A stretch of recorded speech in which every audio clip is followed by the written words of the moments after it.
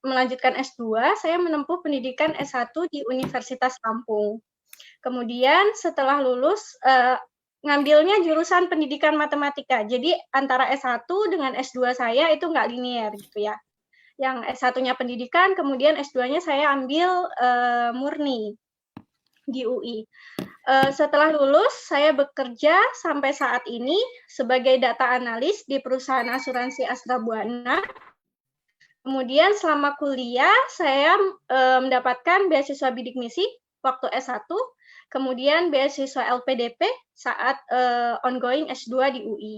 Mungkin nanti jika ada teman-teman yang ingin bertanya terkait riset matematika di bidang pendidikan, saya memiliki pengalaman mengenai skripsi yang lebih fokus di penelitian bidang pendidikan matematika, atau untuk yang malam ini lebih fokus ke penelitian saya selama S2 gitu. Atau ada yang ingin bertanya terkait bagaimana beasiswa LPDP, boleh juga gitu. Bebas ya, agak nyantai aja mungkin ya untuk malam ini. Selanjutnya ini sebelum saya menjelaskan lebih detail terkait penelitian yang saya lakukan, yaitu modeling deep neural network, saya ingin cerita terlebih dahulu beberapa penelitian yang sudah saya lakukan. Untuk penelitian yang pertama itu mengenai deep neural network untuk structure data, di mana kasusnya ini adalah untuk memprediksi penyebab kualitas udara terhadap tingkat kematian atau mortality rate. Penelitian ini kalau teman-teman mau tahu lebih detailnya seperti apa, penggunaan deep neural network untuk kasus memprediksi mortality rate itu bisa dilihat di sini, di jurnal yang sudah publish di IOP Conference Series di Bandung, waktu itu di Telkom University. Kemudian research yang kedua terkait performance of deep neural network for tabular data. Mungkin ini yang lebih akan saya jelaskan malam ini, yaitu di mana case study-nya adalah biaya kerugian di asuransi kebakaran. Nah, ini juga sudah publish penelitian saya di Hong Kong di jurnal IJMLC. Mungkin teman-teman nanti bisa lihat lebih detail terkait papernya di link ini. Di mana research yang pertama sama yang kedua ini jadi bahan kita untuk mengenal bagaimana sih membuat model deep neural network untuk data yang terstruktur atau structure data. Nah, untuk sekarang penelitian di bidang matematika mungkin kalau secara statistik kita mengenal ada yang namanya aplikasi SPSS, kemudian Excel. Nah, untuk yang saat ini di dunia industri ataupun di pendidikan itu lebih banyak dikenal yang sedang berkembang itu seperti bahasa pemrograman Python atau bahasa pemrograman R. Nah, untuk research topik pertama sama topik kedua ini, saya menggunakan analisanya menggunakan bahasa pemrograman Python. Kemudian untuk yang R, saya juga coba lakukan, di mana matematika ini sangat luas sekali. Untuk topik yang pertama dan yang kedua, mungkin teman-teman lebih melihatnya ini sepertinya topik-topik insurance gitu kan, topik-topik di bidang asuransi. Tapi di sisi lain, sebenarnya matematika itu sangat luas gitu penelitiannya. Seperti yang saya lakukan di research topik yang ketiga ini, di mana saya memprediksi koalisi figur pada pemilihan presiden tahun 2019 kemarin, itu akan modifikasi dari Markov clustering algoritma Markov clustering. Ini saya lakukan bersama teman saya. Jadi kalau dilihat sebenarnya ketika teman-teman ingin meneliti terkait matematika itu luas sekali gitu topiknya. Nggak terbatas gitu ya. Kemudian untuk di dunia kerja, fokus saya sekarang yaitu terkait fraud detection sama claim prediction. Kebetulan saya ditugaskan di bagian health insurance. Jadi data-data yang saya analisa itu adalah data-data di asuransi kesehatan.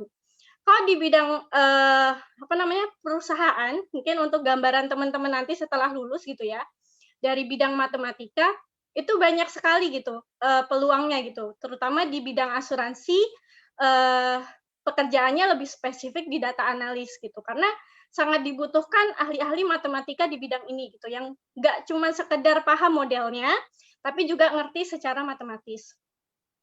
Tapi kalau di prakteknya, ketika kita menggunakan, ini mungkin pengenalan ya untuk tools statistik yang sekarang banyak digunakan.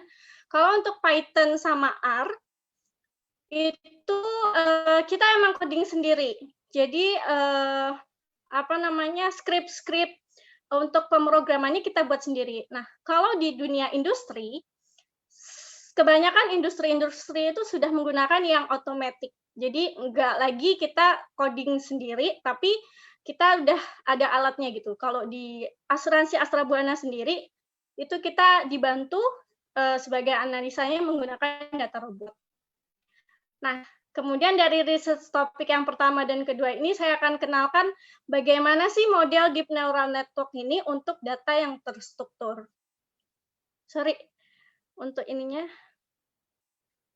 Oke, sebentar. Ya, jadi awalnya mungkin teman-teman untuk saat ini ada yang pernah dengar atau belum terkait machine learning. Apa sih machine learning ini? Jadi machine learning ini adalah pembelajaran mesin, di mana analisa yang dilakukan dengan menggunakan komputer. Secara gampangnya itu kita mengajarkan satu mesin untuk belajar terkait data-data yang kita berikan gitu. Jadi kita ngajarin mesinnya, kemudian mesin itu nanti yang akan bekerja gitu. Kemudian ada berapa jenis sih metode machine learning? Machine learning itu ada 2 jenis, unsupervised learning, kemudian ada metode supervised learning. Metode unsupervised learning ini apa? Metode ini dia tidak memiliki target. Jadi kalau misalkan secara matematika itu kan kita sering dihadapkan pada masalah klasifikasi atau prediksi. Nah, kalau yang supervised learning ini dia ada targetnya. Jadi kayak misalkan prediksi itu ada nilai real yang mau kita prediksi gitu kan, sejumlah angka berapa gitu. Nah, atau klasifikasi, misalkan kelas 01, seperti contohnya ketika menganalisa fraud gitu kan. Kita dari data itu kita akan mengklasifikasikan mana sih klaim misalkan, mana sih kasus atau ciri-ciri orang klaim di asuransi itu yang fraud dan yang nggak fraud. Fraud itu apa? Fraud itu misalkan kalau teman-teman ketidaksesuaian gitu. Jadi kalau orang klaim itu bisa jadi transaksinya dimanipulasi atau yang sebenarnya dia nggak claimable, nanti ternyata karena fraud mencoba si customer ini untuk melakukan fraud akhirnya diklaim gitu, klasifikasi. Atau bisa misalkan klasifikasi apakah hari ini hujan atau enggak. Nah, itu bisa pakai metode supervised learning. Kalau unsupervised learning ini contohnya itu untuk kasus-kasus clustering. Seperti yang saya pernah lakukan, yaitu saya mengelompokkan figur koalisi untuk partai politik tahun 2019 gitu kan. Nah, untuk yang malam ini terkait deep neural network, itu saya akan menjelaskan metode yang supervised learning.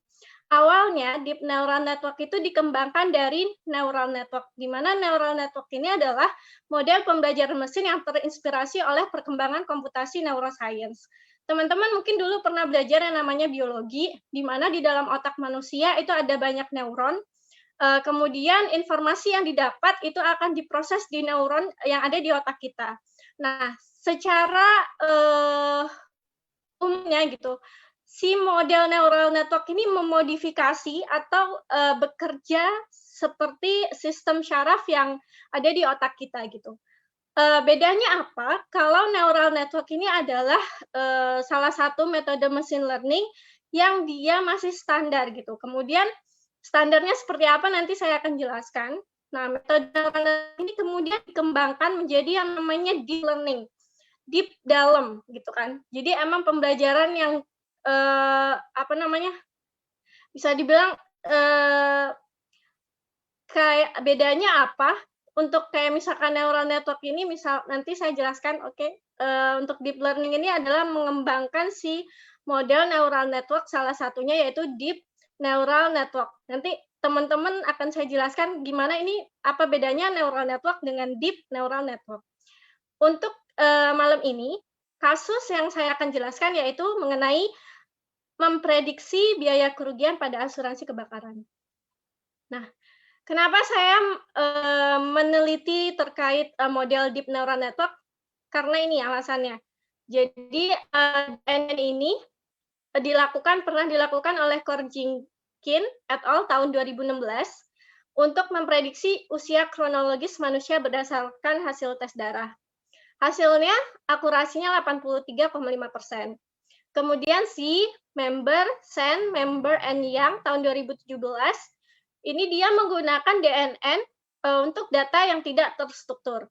Memang model deep learning itu banyak sekali digunakan untuk data-data yang tidak terstruktur, seperti gambar, video, audio, seperti itu. Kemudian tahun 2018, Kuo ini menerapkan DNN untuk memprediksi cadangan kerugian pada asuransi properti dan kecelakaan. Hasilnya ternyata DNN ini lebih akurat dibandingkan dengan model stokastik. Nah, dari beberapa penelitian ini, saya ingin tahu bagaimana sih DNN ini ketika kita gunakan untuk data yang terstruktur gitu. Data yang terstruktur seperti apa? Teman-teman mungkin pernah dengar untuk yang sekarang, isu-isu yang sekarang terkait big data. Big data itu apa sih? Big data itu adalah kumpulan data yang memiliki karakteristik volume yang cukup besar. Misalkan dari kapasitasnya dia 14 GB atau ada 1 juta row untuk di Excel atau banyak indikatornya untuk volume, banyaknya data, kemudian variety jenis datanya. Ketika kita dihadapkan oleh suatu data yang mau kita analisa atau kita teliti, biasanya ada data yang dia berupa gambar, tapi ada juga data yang berupa angka gitu, atau bisa dilihat di Excel. Kemudian veracity dan velocity ini berdasarkan MA, Bayer, dan Lainey, sama L. Hurwitz, menentukan si big data. Kemudian structured data, data terstruktur dan unstructured data.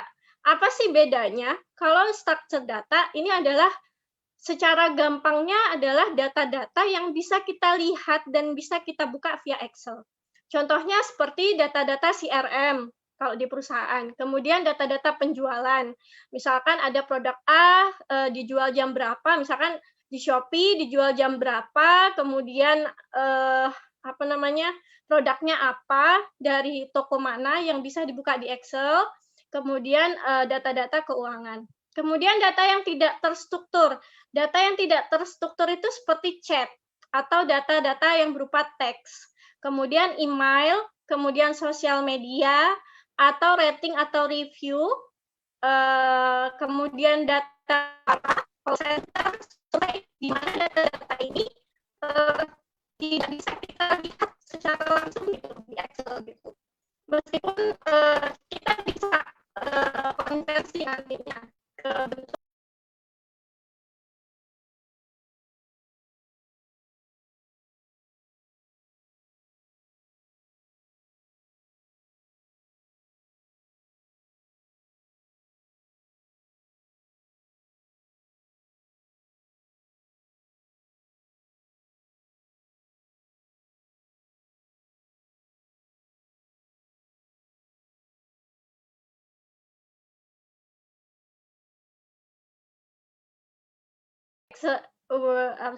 PowerPoint-nya ke close.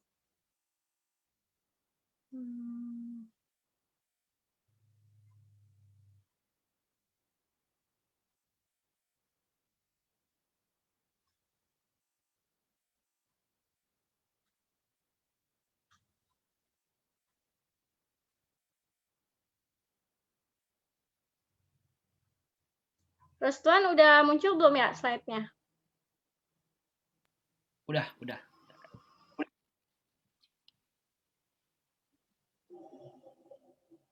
Oke.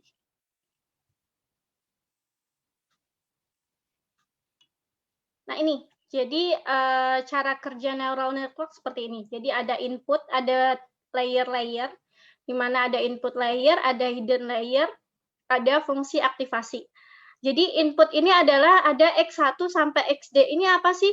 Berupa variabel-variabel. Kalau misalkan kita pernah punya data nih, misalkan untuk kita teliti, itu kan biasanya ada variabel, ada beberapa jenis variabel kan yang ada di penelitian kita. Nah, itu kita bisa masukkan di input layer ini. Kemudian ada hidden layer atau lapisan tersembunyi, di mana secara matematis ketika ada si variabel data ini masuk, itu akan dihitung dengan formulasi ini, di mana ada somasi WJ ini adalah si parameter bobot di lapisan input layer, kemudian ditambahi dengan parameter bias.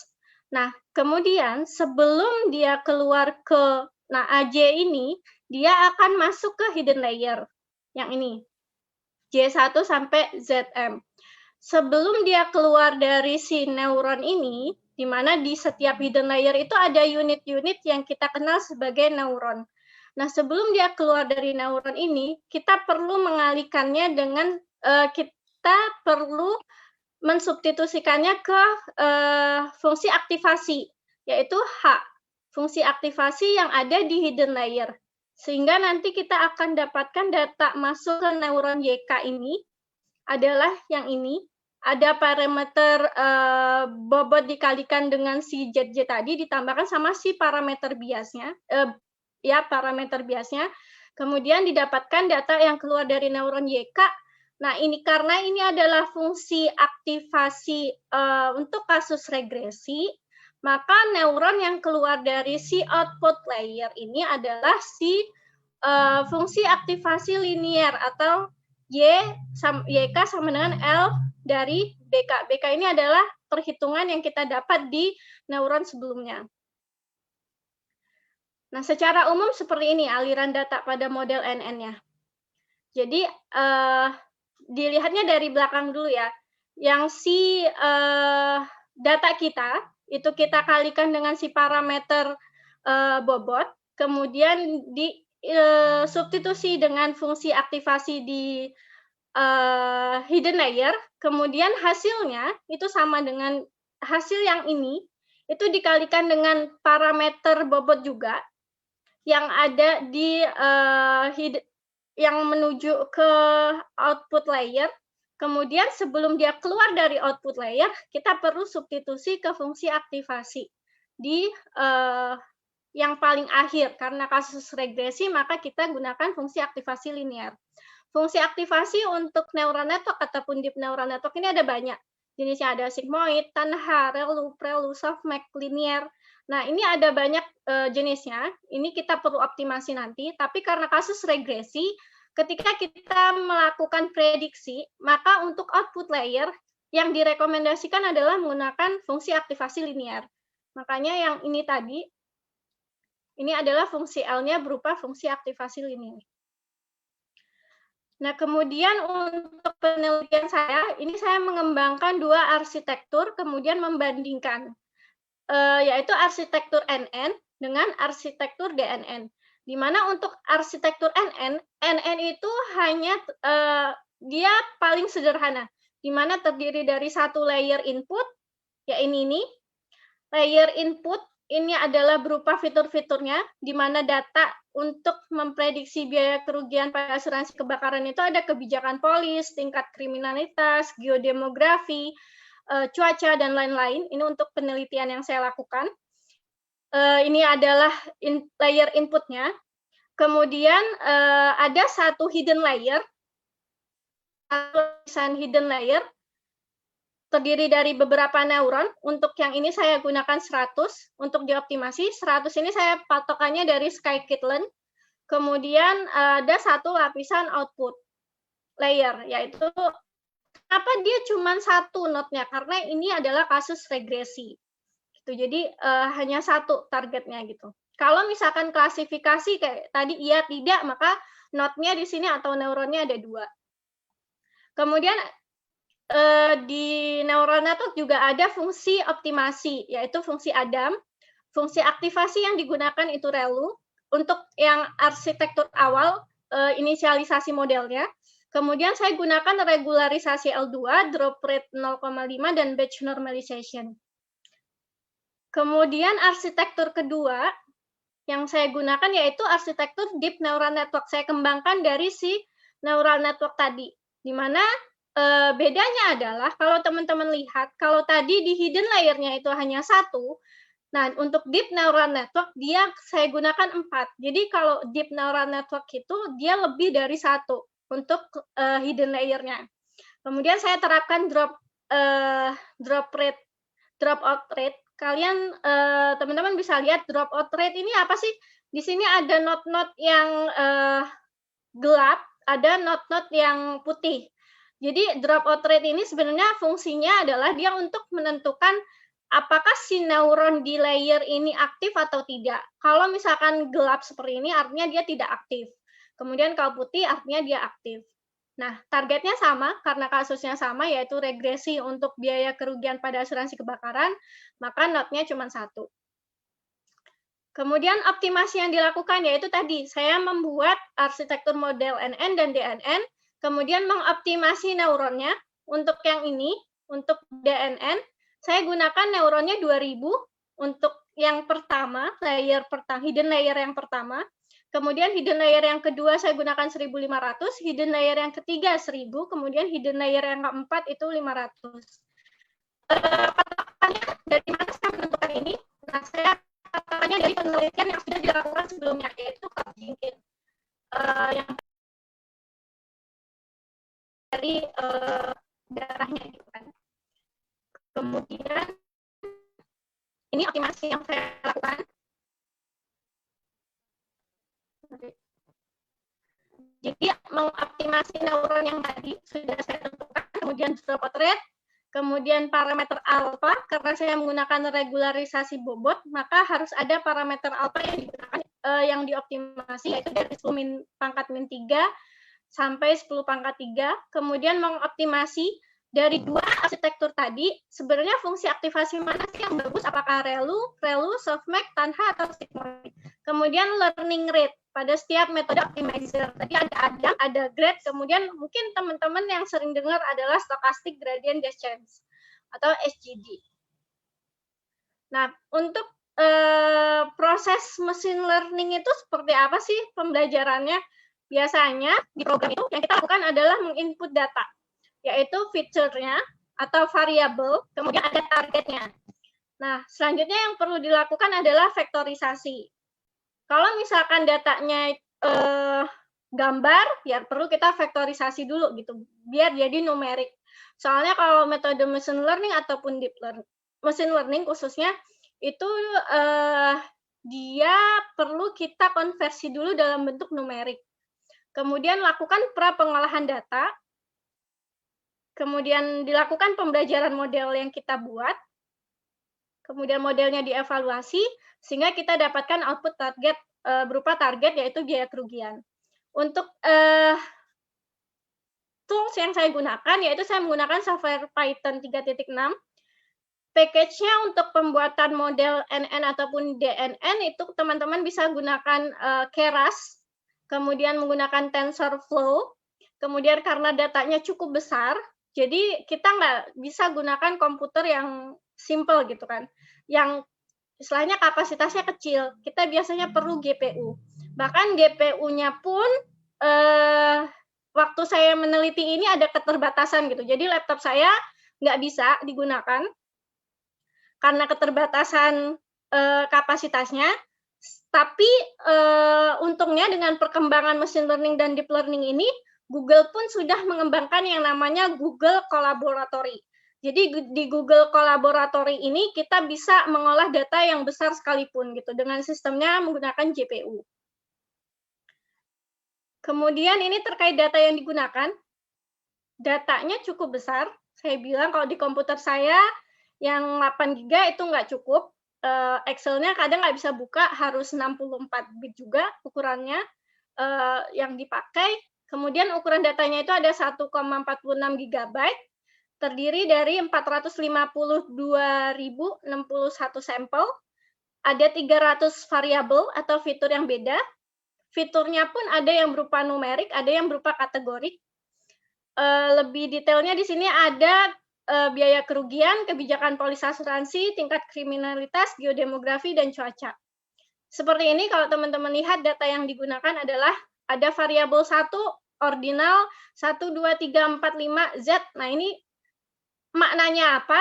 Saya ambil datanya itu dari Kaggle ya, karena saya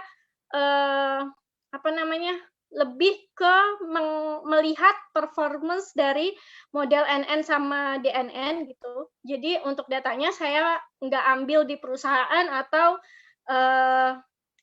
observasi langsung, tapi saya gunakan data di Kaggle.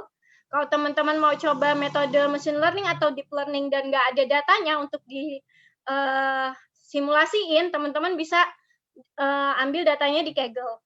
Nah, kalau misalkan nih kita punya data seperti ini, ada yang berupa numerik, ada yang berupa huruf-huruf. Gimana kita ngolahnya?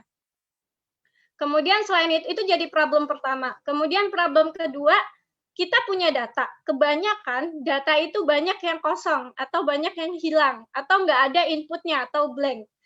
Mau di data ini ataupun saya menemukan langsung di dunia kerja, ternyata emang banyak data-data yang kita temukan itu data-datanya nggak ada gitu untuk variabel tertentu. Seperti ini kebijakan polis ada 61,19% data yang kosong gitu kan. 25% tingkat kriminalitasnya kosong. Nah, ini perlu kita handle gitu. Perlu kita atasin. Gimana caranya? Nah, untuk ngatasin data yang nggak lengkap itu ada pakai metode fill none. Kalau di Python di R juga bisa, biasanya nggak beda jauh untuk handle data yang missing atau yang hilang. Karena tadi teman-teman lihat datanya adalah kategorik, maka metode fill none ini yang saya gunakan modus. Ada banyak, nggak cuma modus, bisa median, bisa mean, sesuaikan sama kebutuhan teman-teman sendiri. Kemudian gimana nih ngatasin data kategorik tadi yang huruf-huruf, misalkan A1, H1, seperti itu, yang bukan berupa angka. Nah, itu kita bisa konversi ke data numerik. Salah satu tekniknya bisa pakai one-hot encoding. Jadi, dengan 300 data tadi, yang mengandung data kategorik, ketika saya lakukan teknik one-hot encoding, itu datanya bertambah, jadi 350 fitur yang berbeda. Hasilnya seperti ini, ketika kita punya case nih, datanya nggak lengkap. Biasanya kalau data yang nggak lengkap itu di Excel ataupun di file CSV itu munculnya none. None ini adalah data yang blank. Ketika kita input pakai modus, maka dia akan terisi, datanya jadi lengkap. Seperti ini. Kemudian di sini modusnya untuk yang ini ternyata H1, sehingga none di sini digantikan dengan H1. Kemudian untuk fitur kategorik, gimana caranya yang tadi 300 itu bisa jadi 350? Karena kalau one hot encoding, dia seperti ini. Variabel 2, di sini teman-teman lihat A, B, B, B, C, B. Nah, untuk variabel 2, A-nya ini 1, tapi yang lainnya dianggapnya 0. Gitu. Jadi ada berapa banyak kategori di sini, itu jadi kolom baru. Gitu. Makanya fiturnya bertambah. Kemudian yang dilakukan untuk teknik machine learning atau deep learning, itu ya ketika kita punya data sebanyak ini, kita perlu bagi dia 80% sebagai data training, 20% sebagai data testing. Gunanya untuk apa? Yang 80% ini kita gunakan untuk model selection, atau untuk kita latih, kita lakukan pembelajaran gitu. Yang untuk 20%-nya, kita untuk mengevaluasi model. Apakah model kita ini sudah bagus, akurasinya atau belum. Nah, ketika kita melakukan pemodelan atau model selection, data itu kita bagi lagi. Jadi 80% data training, 20% data testing. Kemudian kita perlu evaluasi modelnya. Di sini karena kasusnya regresi, maka saya lakukan evaluasi modelnya menggunakan mean square error, di mana membandingkan antara nilai yang didapat dari model dengan nilai yang sebenarnya. Kemudian hasil yang didapat seperti ini. Ternyata model DNN untuk kasus yang saya teliti di sini, itu dia optimal ketika menggunakan satu input layer, 4 hidden layer, di mana jumlah neuronnya berbeda dari inisialisasi awal. Kemudian satu output layer. Fungsi aktivasinya beda, menggunakannya prelude, di mana dropout rate-nya 0,2. Kemudian parameter untuk regularisasi bobotnya 10 pangkat min 2. Kalau tadi kan saya gunakan antara 10 pangkat min 3 sampai 10 pangkat 3, ternyata yang paling optimal adalah 10 pangkat min 2. Dan optimizer-nya tadi ada banyak jenisnya, ada ADAM, ada grade, ada stochastic gradient descent. Kalau untuk DNN, paling optimal di kasus ini adalah ADAM, dengan learning rate-nya ini adalah 10 pangkat min 3. Kemudian menerapkan batch normalisasi setelah lapisan hidden layer yang tadi. Ada 4, nah itu setelah lapisan hidden layer yang kedua, saya terapkan batch normalisasi, maka DNN di penelitian saya ini yang paling optimal didapat. Kemudian untuk NN, itu ada satu input layer, satu hidden layer, di mana yang tadi di awal itu adalah hanya 100 neuron, saya inisialisasi awal. Ternyata dia optimal ketika neuronnya 250 untuk data yang saya gunakan dalam penelitian ini. Kemudian fungsi aktivasinya tetap ternyata yang terbaik. Kemudian dropout rate-nya 0,5. Kemudian nilai final dari regularisasi bobotnya 10 pangkat min 3. Untuk NN, itu optimizer yang paling baik itu adalah stochastic gradient descent dengan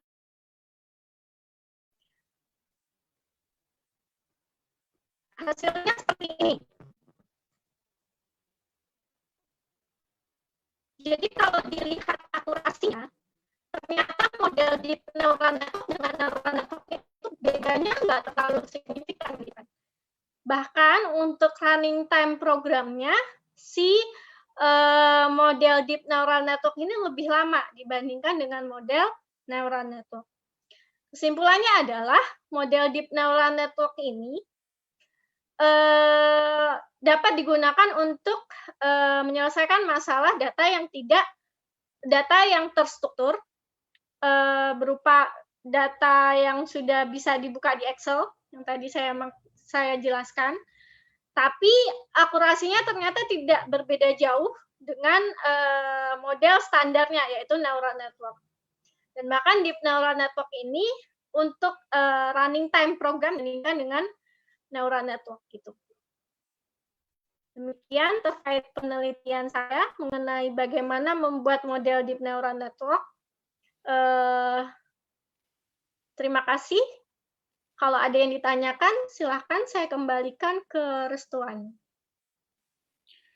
Iya, makasih banyak Kak Dia. Luar biasa. Iya. Luar biasa penjelasannya sampai saya pun juga agak ngeblank ini, nge-lag tadi ini. Aduh, mulai dari mana persamaan hingga sampel luar biasa besarnya. Oke, teman-teman, saya rasa ada beberapa pertanyaan udah pop up di grup chat. Nanti sekalian ya di sesi berikutnya, karena tidak sabar lagi kita akan mendengarkan bagaimana sih teknik model matematika yang akan dibawakan oleh Kak Albert. Halo Kak Albert.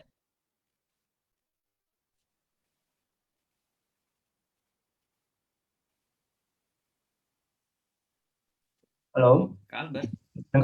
bisa dengar suaranya jelas? Oke, ya, benar. Oke. Jelas banget, Mungkin Kak. Jelas saya banget. bagikan dulu presentasi.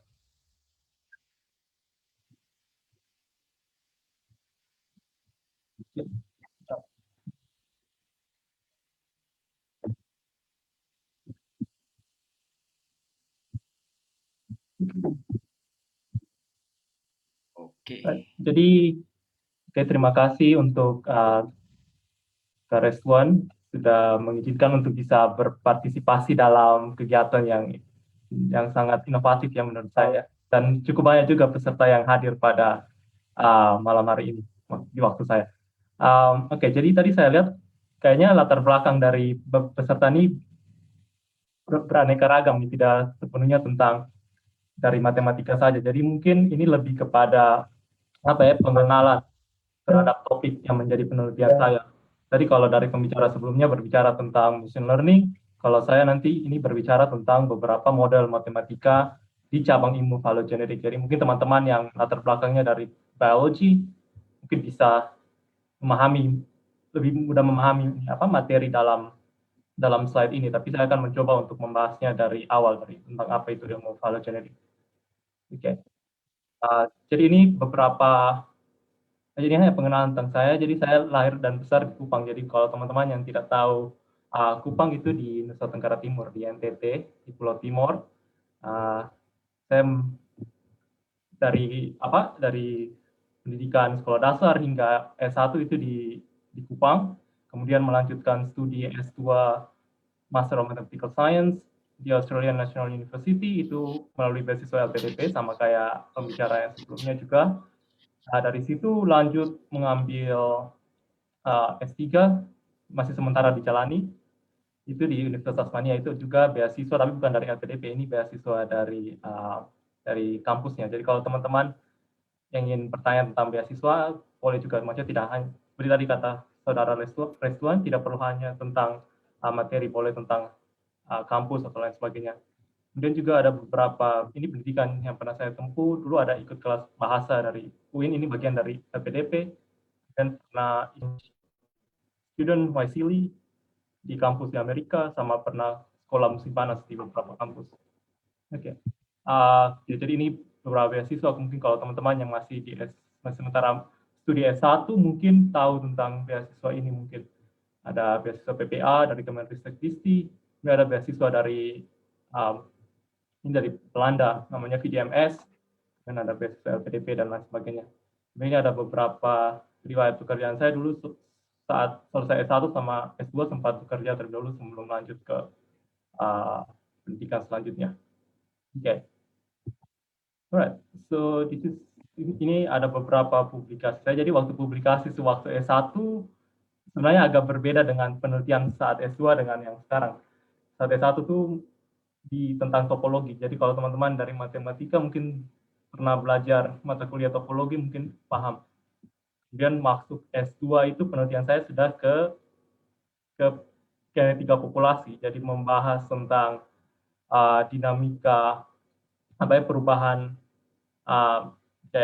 genetik dalam suatu populasi pada suatu spesies. Jadi itu lebih melihat ke belakang, jadi melihat ke masa lampau. Topik penelitian yang saya sekarang kalau jadi itu prosesnya balikan, jadi melihat dari masa lampau ke masa sekarang. Kalau yang genetika populasi itu melihat ke masa yang lalu. Oke. Jadi beberapa publikasi sewaktu S1 dan S2, kalau teman-teman mau membaca boleh. Oke, jadi mungkin kita masuk ke phylogenetic. Jadi apa itu phylogenetic? Jadi pertama kita mengenal istilah phylogeny. Jadi teman-teman mungkin akrab melihat ini waktu SMA dulu pernah melihat pelajaran biologi. Jadi itu menjelaskan tentang hubungan evolusi antara kelompok dalam organisme. Nah, organisme di sini bisa teman-teman anggap seperti spesies kayak domba, kuda dan lain sebagainya, atau bisa juga hal yang lain seperti genetik, keluarga gen dari spesies tertentu. Nah, untuk merepresentasikan hubungan kekerabatan antara organisme tersebut diperlukanlah suatu alat, namanya itu pohon phylogenetic. Jadi itu untuk mempresentasikan hubungan tersebut. Jadi pada gambar sebelah kiri ini adalah pohon phylogenetic pertama yang digambar ini oleh Charles Darwin dalam catatannya tahun 1837. Oke. Nah, jadi dalam suatu pohon phylogenetic itu teman-teman bisa mengambil beberapa informasi. Pertama kita bisa melihat topologi atau bentuk dari pohon phylogenetic. Nah, bentuk dari pohon phylogenetic itu teman-teman bisa mendeskripsikan hubungan kekerabatan antara organisme. Contoh 3 macam pohon phylogenetic yang teman-teman lihat di sini. Kayak misalkan nomor pohon A ini teman-teman bisa lihat spesies G dengan H itu lebih mempunyai relasi yang lebih dekat jika dibandingkan dengan spesies F sebagai contohnya sebagai berikut. Begitu pula dengan pohon yang lain, misalkan di B. Ini berarti A dan B lebih mempunyai lebih berkerabat dekat dibandingkan dengan misalkan C atau D atau E dan lain sebagainya. Kemudian selain topologi dari phylogenetik, teman-teman juga bisa mendapatkan informasi dari ranting atau cabang dari pohon phylogenetik. Jadi cabang dari pohon phylogenetik itu mengindikasikan laju dari proses percabangan ataupun kepunahan. Ini kalau kita berbicara pohon spesies, jadi spesies. Jadi kalau di spesies itu kan cuma ada 2 proses yang bisa terjadi. Teman-teman bisa menghasilkan cabang atau spesies baru atau spesies tersebut punah. Jadi kepunahan. Jadi kalau dari ranting itu bisa menandakan laju dari proses tersebut. Oke, jadi ini kita coba mengenal beberapa istilah dalam pohon phylogenetik. Mungkin teman-teman yang dulu belajar teori graf bisa paham di sini, bisa sudah tahu beberapa istilahnya. Jadi di sini ada namanya akar atau root. Jadi root itu tuh sebenarnya contoh dari node juga. Nah, kalau pada pohon phylogenetik itu menandakan nenek moyang yang paling pertama dari setiap organisme yang teman-teman lihat sekarang. Gitu. Jadi istilahnya itu namanya most recent common ancestor. Kemudian ada juga namanya tip, leaf atau daun. Nah, itu ada 2 jenis. Ada yang sudah punah namanya extinct tip seperti ditunjukkan oleh label 5 ini, atau yang masih survive pada saat waktu kita melihatnya. Itu contohnya ini ada spesies 1, spesies 2, spesies 2, 3, dan 4. Kemudian teman-teman juga namanya adanya internal node. Nah, internal node itu dia menandakan terjadinya peristiwa spesiasi atau peristiwa percabangan. Jadi contoh daripada peristiwa percabangan di sini dihasilkanlah dua cabang baru atau 2 spesies baru dalam hal ini. Kemudian ranting juga terdiri dari 2. Ada ranting dalam atau internal branch ataupun juga pendant branch. Jadi kalau internal branch itu adalah ranting yang menghubungkan ke peristiwa spesiasi atau peristiwa percabangan. Contohnya di sini ini ranting dalam. Kemudian kalau pendant branch itu dia menghubungkan ke daun atau ke tips. Jadi contohnya yang di bawah ini yang langsung ke spesies 1, 3, 4, 2 itu kita bilangnya pendant branch kalau istilahnya. Alright. Nah, masih lagi dalam beberapa istilah dari pohon phylogenetik. Kemudian ada istilahnya namanya stem lineage. Jadi stem lineage itu adalah ranting yang menghubungkan ke most recent common ancestor, nenek moyang paling awal dari kelompok organisme tertentu dan semua keturunannya. Contoh ini kita punya pohon phylogenetik dari kelompok mamalia. Nah, dalam mamalia ini kita bisa bagi menjadi mamalia yang berplasenta, contohnya gini. Nah, kalau ini stem lineage yang di sini nih mamalia yang berplasenta karena dia menghubungkan ke most recent common ancestor dari kelompok mamalia tersebut dan semua keturunannya. Kemudian ada juga istilahnya crown group. Crown group itu terdiri dari tadi most recent common ancestor dan semua keturunannya. Kemudian ada istilahnya clade. Jadi clade itu adalah terdiri dari common ancestor, nenek moyang, tidak perlu harus merupakan nenek moyang paling awal, dan juga semua keturunan dari nenek moyang tersebut. Jadi contoh yang di arsir biru ini adalah contoh dari clade, karena ini mereka punya nenek moyang yang bersama di sini dan juga terdiri dari semua keturunannya. Nah, clade yang langsung bersebelahan dengan clade yang ini yang di arsir biru, itu tuh namanya sister clade. Jadi kalau dari namanya saya teman-teman sudah bisa tahu ini masuk di sister clade, itu maksudnya dia mempunyai hubungan secara langsung dengan clade lainnya dan dihubungkan oleh nenek moyang yang sama di sini. Nah, dalam pohon juga ada istilahnya namanya fully resolved. Jadi maksud dari fully resolved tree itu tuh adalah pada setiap titik percabangan itu teman-teman hanya boleh mempunyai 2 percabangan saja, tidak boleh lebih dari 2, misalkan 3, 4, 5, dan lain sebagainya. Dan pada setiap titik percabangan hanya boleh ada 2. Contoh pada gambar sebelah kiri ini teman-teman punya fully resolved tree. Kalau yang nomor yang di tengah teman-teman ini punya parsial karena pada titik ini ada lebih dari 2 cabang yang dihasilkan. Oke, masuk ke ini. Jadi beberapa jenis pohon ada namanya kladogram. Jadi kalau pohon phylogenetik kladogram itu dia hanya menunjukkan topologi dari pohon tersebut tanpa ada informasi mengenai panjang dari ranting-rantingnya tersebut. Jadi lebih kepada melihat topologi atau bentuk dari pohon. Kemudian ada juga namanya phylogram. Kalau phylogram itu kladogram, tapi ada informasi berupa panjang dari rantingnya. Nah, panjang dari ranting ini tuh bisa merepresentasikan dua hal. Jadi bisa merepresentasikan besarnya perubahan genetik dari spesies tersebut yang telah dialami sepanjang waktu, atau bisa juga menandakan waktu dari sudah berapa lama spesies tersebut misalkan survive atau sampai menuju kepunahan dan lain sebagainya. Kalau panjangnya menunjukkan waktu itu namanya kronogram. Oke. Nah, jadi kita tadi berbicara tentang pohon ya. Kalau pohon ini kan berupa gambar. Kira-kira bagaimana kita bisa menggunakan gambar tadi? Kita bisa menyimpan datanya dan datanya kita pakai untuk analisa di komputer. Nah, untuk itu diperkenalkanlah ini istilahnya namanya format Newick untuk bisa menyimpan pohon dan bisa dipergunakan kembali untuk analisa. Nah, jadi kalau teman-teman lihat di sini format Newick itu ditandai oleh adanya tanda kurung, ada koma, dan diakhiri oleh tanda titik koma. Jadi contoh saja, misalkan ini ada dua contoh sederhana. Misalkan ini A, C, dan E, mereka mempunyai kurung yang sama. Itu menandakan bahwa mereka dihubungkan oleh satu nenek moyang yang sama. Dan tapi mereka bersebelahan dengan B dengan juga D. Jadi A, C, dan E mereka bersebelahan langsung, tapi B dan D itu berbeda dengan A, C, dan E. Nah, dengan menggunakan format Newick ini, teman-teman bisa memasukkan informasi tentang panjang ranting maupun tidak perlu ada informasi tentang panjang ranting. Kalau mau memasukkan informasi tentang panjang ranting, dipakai tanda ini titik 2. Jadi setelah misalkan A dikasih titik 220 itu maksudnya ranting yang menuju ke menuju ke huruf A ini dia panjang sekitar 20. Dan D mempunyai 30, C 60, dan mereka B dan C dihubungkan oleh ranting yang mempunyai panjang 20. Dan semuanya itu tuh dihubungkan oleh ranting dari most recent common ancestor-nya yang punya panjang 50. Jadi teman-teman bisa menggunakan format Newick ini untuk menyimpan data pohon ataupun digunakan kembali. Ini contoh saja untuk data empirikalnya. Ini data empirikal dari pohon squamata. Jadi squamata itu kelompok organisme yang terdiri dari kadal dan juga ular.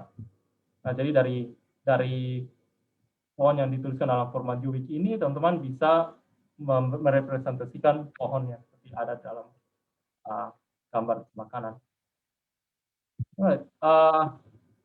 Oke, jadi ini untuk bagian selanjutnya, bagaimana sih teman-teman merekonstruksi pohon phylogenetik. Jadi metode yang pertama itu namanya maksimum parsimoni.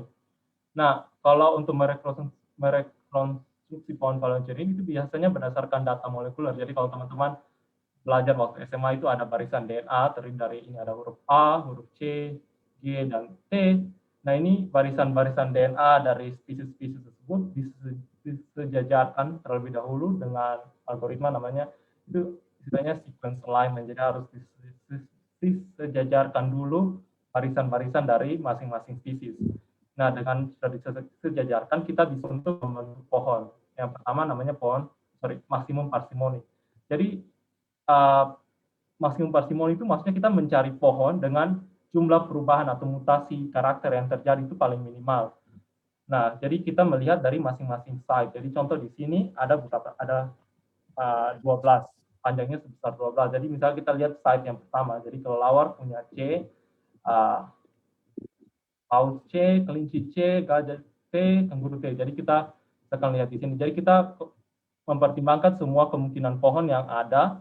Kemudian kita hitung jumlah mutasi. Contoh kita lihat pohon yang di sebelah kanan atas. Nah, misalkan kalau akarnya itu T. Nah, jumlah mutasi yang terjadi itu ada 2 di sini. Jadi di sini di cabang yang menjurus ke kelelawar dan paus kan dia sudah berubah karakternya kan. Berarti terjadi satu mutasi di situ. Kemudian terjadi lagi satu mutasi di yang kanan antara kelinci di cabang yang menuju kelinci itu juga terjadi mutasi. Jadi total jumlah mutasinya itu 2 untuk pohon yang ini. Kemudian kita lihat di pohon yang berikutnya berapa jumlah mutasi. Nah, sudah itu kita masuk lagi ke di site yang berikutnya sampai yang terakhir. Kemudian kita akumulasi skornya. Nah, pohon dengan jumlah skor yang paling minimum itu kita namanya maksimum parsimoni. Oke. Kemudian ada juga namanya menggunakan metode jarak. Kalau metode jarak itu kita pakai namanya matriks jarak. Jadi dari barisan DNA yang telah disejarkan tadi, kita bentuk namanya matriks jarak dari barisan tersebut. Jadi seberapa jauh hubungan kekerabatan antara satu spesies dengan yang lainnya. Sudah kita ada metode jarak, kita pakai algoritma clustering untuk membentuk pohon tersebut dengan menggunakan matriks itu. Nah ini kalau teman-teman mau cari, ini beberapa metode jarak yang biasa orang gunakan, itu namanya neighbor joining atau yang ini UPG. Teman bisa Google saja pasti muncul. Oke, tapi bisa juga menggunakan maximum likelihood. Jadi seperti namanya maximum likelihood itu kita mencari pohon dengan yang memberikan likelihood terbesar untuk melihat ini data barisan molekul, data barisan DNA tadi yang antara 5 spesies tersebut. Nah ini sudah ada beberapa software yang bisa dipakai untuk implementasi itu sih. Ada IQ3, ada juga Mega. Dengan bisa silakan lihat ini. Kalau teman-teman buka di IQ3 itu ada tutorialnya untuk teman-teman bisa ikuti. Oke. Nah jadi ini kita masuk ke riset saya sekarang. Oke, jadi untuk kenapa sih kita belajar phylogenetik tadi selain mengetahui tentang topologi dan juga informasi tentang panjang ranting dari pohon tersebut, kita ingin mempelajari dinamika evolusi. Nah, kalau teman-teman lihat kenapa sih kita punya beraneka ragam spesies, misalkan burung. Nah, kira-kira spesies burung tersebut, apakah kalau kita bandingkan dengan masa lalu, apakah lebih banyak spesies burung di masa yang lalu, ataukah di masa saat ini yang kita lihat lebih banyak? Apakah terjadi peningkatan laju ke keanekaragaman atau justru terjadi penurunan? Dan kira-kira mengapa sih sampai itu bisa terjadi dan sebagainya? Jadi itu merupakan tujuan dari studi ilmu phylogenetik. Jadi kita ingin mengetahui laju spesiasi, laju kepunahan, dan lain sebagainya. Nah, biasanya itu menggunakan catatan fosil. Jadi kalau kita menemukan fosil dari spesies tersebut, kita bisa estimasi lajunya tersebut. Akan tetapi, ini ada referensinya kalau kita mau lihat, sebagian besar organisme tidak mempunyai catatan fosil yang cukup. Oleh karena itu, diperlukanlah suatu metode lain. Nah, ini salah satu yang evolusioner itu pada tahun 1992 dengan menggunakan pohon rekonstruksi. Jadi yang dimaksud dengan pohon rekonstruksi itu adalah pohon yang tadi itu menggunakan tadi barisan DNA itu. Nah, kalau kita menggunakan barisan DNA, kita hanya menghasilkan pohon yang tanpa ada informasi tentang peristiwa kepunahan, hanya peristiwa spesiasi dan juga spesies yang kita lihat pada saat ini. Jadi contoh di sini, ini teman-teman punya gambar sebelah kiri. Ini pohon yang dihasilkan dari penemuan fosil. Jadi teman-teman tahu kapan terjadi peristiwa kepunahan dalam kelompok organisme tersebut. Tapi kalau kita tidak menganggap peristiwa kepunahan tersebut, kita punya topologi dari pohon rekonstruksi. Jadi ini ada beberapa argumen sih. Jadi dari semenjak metode tersebut dipropose dengan menggunakan pohon rekonstruksi, ternyata ada beberapa yang mengatakan bahwa kita perlu juga tetap memerlukan catatan fosil untuk mendampingi metode tersebut. Jadi ada beberapa argumen yang terjadi, tapi dalam artikel terbaru tahun 2020 yang lalu, dikatakan bahwa bisa sih menggunakan metode dengan menggunakan pohon rekonstruksi asal ada batasan-batasan, ada asumsi-asumsi yang masuk akal secara biologi. Jadi teman-teman saya akan baca di sini, atau kalau mau lihat artikelnya juga boleh. Right. Jadi tadi kita punya model. Jadi kita punya model untuk pohon phylogenetic. Kita ingin dengan menggunakan pohon phylogenetic yang dihasilkan oleh model, kita ingin memprediksi dinamika dari pohon empirisnya. Nah, tapi untuk itu kita perlu cara untuk membandingkan pohon dari model dengan pohon dari data empiris. Nah, untuk itu kita perlu namanya tree statistik atau statistika pohon. Jadi statistika pohon itu untuk kita bisa mengukur tadi itu topologi dari pohon maupun memberikan kesimpulan tentang distribusi panjang ranting dari pohon tersebut. Nah, ini beberapa contoh statistika pohon untuk mengukur topologi. Itu ada namanya nilai beta. Ini ada referensinya, teman-teman bisa lihat. Ada indeks Sakin dan juga indeks Tholes. Kemudian untuk merangkum informasi tentang panjang ranting itu ada namanya nilai gamma. Nanti slide berikutnya membahas tentang itu. Jadi untuk nilai beta, untuk mengukur topologi dari pohon. Jadi inti dari nilai beta itu diestimasi. Jadi teman-teman punya pohon. Jadi contoh ini pohon di sebelah kiri. Nah, pada tiap pohon ini ada namanya split, itu tempat poin di mana terjadinya percabangan. Nah, pada setiap percabangan itu teman-teman menghitung ini, kuantiti ini. Peluang untuk melihat banyaknya, misalkan misalkan 5 spesies di sebelah kiri percabangan tersebut pada pohon dengan berapa banyak spesies gitu. Jadi pada setiap split, teman-teman menghitung kuantiti ini, kemudian diambillah produknya. Nah, kemudian tujuannya adalah mencari nilai beta tadi yang memaksimalkan produk dari probability ini pada setiap split pada pohon. Nah, nilai beta ini dapat teman-teman gunakan untuk menunjukkan karakteristik dari topologi pohon tersebut. Apakah teman-teman punya pohon yang seimbang, seperti gambar kiri ini, atau justru teman-teman punya pohon yang tidak seimbang, seperti pada gambar sebelah kanan. Biasanya beta yang positif, nilai beta positif itu menunjukkan pohon yang seimbang, sedangkan kalau yang negatif itu yang tidak seimbang. Dan ini untuk nilai gamma itu untuk tadi yang menandakan, memberikan informasi tentang panjang dari ranting-rantingnya tersebut. Jadi nilai gamma positif itu menandakan bahwa laju percabangan pada pohon itu semakin meningkat sepanjang waktu. Jadi kalau teman-teman lihat gambar ini, yang terbuka ke atas itu menunjukkan laju spesiasi yang meningkat, ditandai dengan jumlah spesies yang bertambah banyak sepanjang waktu. Jadi ini untuk 0 ini maksudnya waktu sekarang. Jadi kalau semakin ke kiri itu menunjukkan semakin ke masa lampau.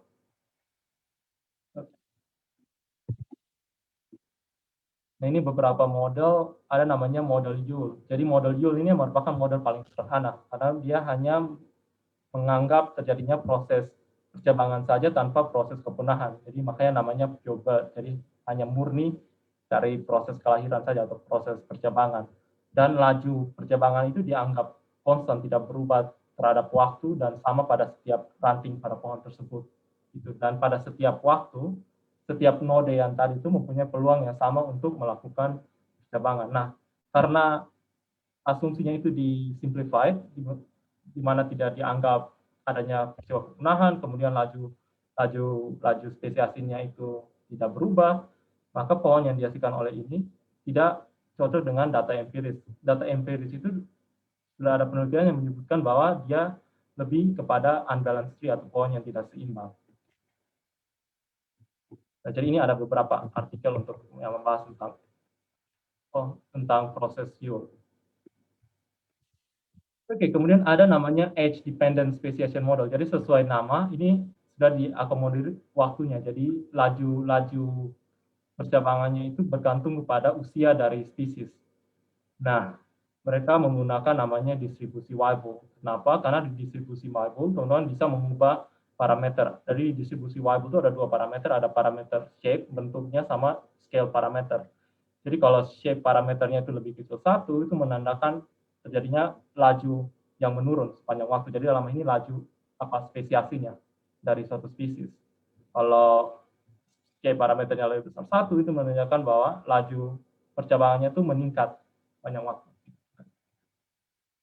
Nah, ini ada beberapa hasil yang mereka temukan. Jadi kalau teman-teman lihat di sini, ini mereka menggunakan statistik beta untuk mengukur topologi dari pohon. Ini ada beberapa statistik lain yang tadi saya sebutkan, ada statistik Sakin sama Holz. Nah, jadi mereka temukan ini beta untuk dari pohon yang dihasilkan oleh mereka. Model mereka itu di sekitar -1.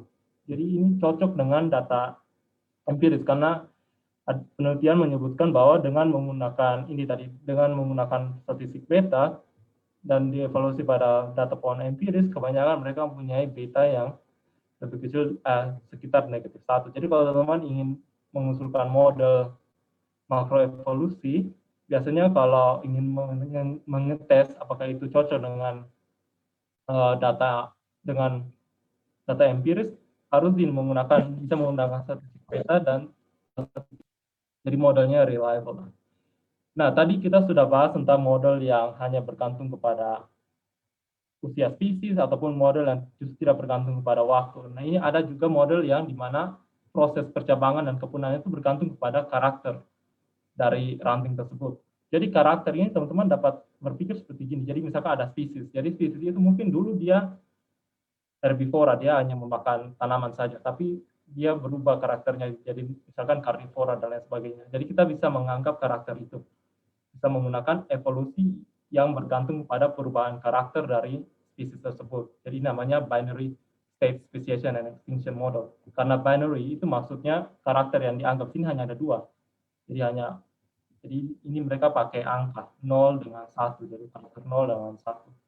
Jadi gambar di sini ini untuk proses spesiasinya. Jadi mereka mempertimbangkan beberapa skenario proses spesiasi pada satu cabang. Jadi bisa saja yang pertama skenario A, tidak ada spesiasi sama sekali, tidak ada perubahan karakter yang terjadi, atau bisa terjadi perubahan karakter dari 0 ke 1 tanpa ada terjadinya percabangan, atau bisa terjadi percabangan tanpa perubahan karakter. Nah, karena terjadi percabangan, bisa cabang kiri yang punah, seperti skenario D, atau cabang kanan yang punah, dan lain sebagainya. Dan ini juga ada untuk yang peluang kepunahannya, extinction. Jadi sama dipertimbangkan juga beberapa dengan kepunahan. Jadi bisa langsung punah, jadi tadi kepunahannya instan, atau bisa juga terjadi kepunahan tanpa ada perubahan karakter, ataupun terjadi perubahan karakter terlebih dahulu baru proses kepunahan, atau bisa juga terjadi peristiwa percabangan dulu, tetapi dua cabang yang dihasilkan tersebut punah. Ini artikel yang membahas tentang model BC. Nah, model BC ini sudah ada generalisasinya, jadi ada yang mempertimbangkan lebih dari 2 state. Jadi namanya multi-state speciation and extinction model. Nah, jadi ini masuk ke riset saya yang sekarang, yang sekarang saya kerjakan. Jadi kita punya model yang menggunakan distribusi Weibull. Nah, di sini saya menggunakan namanya distribusi phase type. Jadi distribusi phase type itu tuh dia random variable yang menandakan waktu hingga terjadinya penyerapan. Jadi kalau teman-teman yang belajar tentang rantai Markov itu ada state. Jadi teman-teman state itu maksudnya misalkan gini, teman-teman kalau misalkan ke kasino, teman-teman misalkan menaruh taruhan. Jadi syarat untuk bisa menaruh taruhan itu adalah teman-teman harus punya uang dulu. Nah, jadi kemudian state-nya itu tuh menandakan banyaknya uang yang teman-teman punya pada misalkan waktu T. Nah, jadi teman-teman bisa berpindah dari state yang satu ke state yang lain hingga teman-teman sampai ke state namanya absorbing. Jadi kalau teman-teman sampai di state absorbing, itu teman-teman tidak bisa kemana-mana lagi. Jadi kalau analogi dengan tadi di kasino, kalau misalkan teman-teman sudah habis uangnya, berarti sudah berakhir. Jadi teman-teman tidak bisa keluar lagi dari state tersebut. Nah, jadi kalau dalam hal biologinya, dalam hal pohon phylogenetic tadi, state yang absorbing itu dapat menandakan tadi spesiasi peristiwa terjadinya percabangan atau peristiwa terjadinya kepunahan. Jadi waktu yang diperlukan hingga sampai kepada peristiwa percabangan ataupun peristiwa kepunahan itu mengikuti distribusi ini, phase type. Oke, pada khususnya kita menggunakan distribusi phase type yang menggunakan struktur ini, namanya general Coxian. Jadi kalau general Coxian itu dia punya siklusnya itu hanya bisa bergerak maju, tidak bisa bergerak mundur. Jadi dari misalkan ini dari 1 dia bisa ke 2 bisa ke 3, tapi tidak bisa bergerak ke arah yang sebaliknya.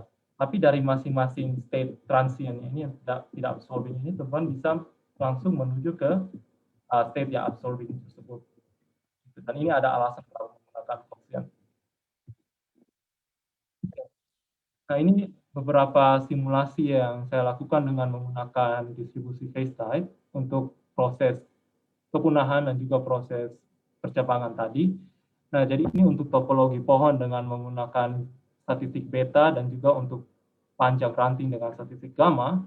Apabila menggunakan waktu hingga proses spesiasi yang dianggap mengikuti distribusi phase type, ternyata ada efeknya terhadap topologi pohon, gitu. Tapi tidak terhadap distribusi panjang ranting pada pohon yang dihasilkan. Dan ini dan jika teman-teman lihat di sini untuk contoh parameter yang saya ambil di sini, ini median dari nilai betanya itu tuh -1, dan itu jadi itu mengindikasikan bahwa bisa nih kita cari parameter dari phase type yang menghasilkan pohon yang mempunyai distribusi yang mempunyai nilai beta sekitar -1, yang dimana merupakan nilai beta pada data empiris.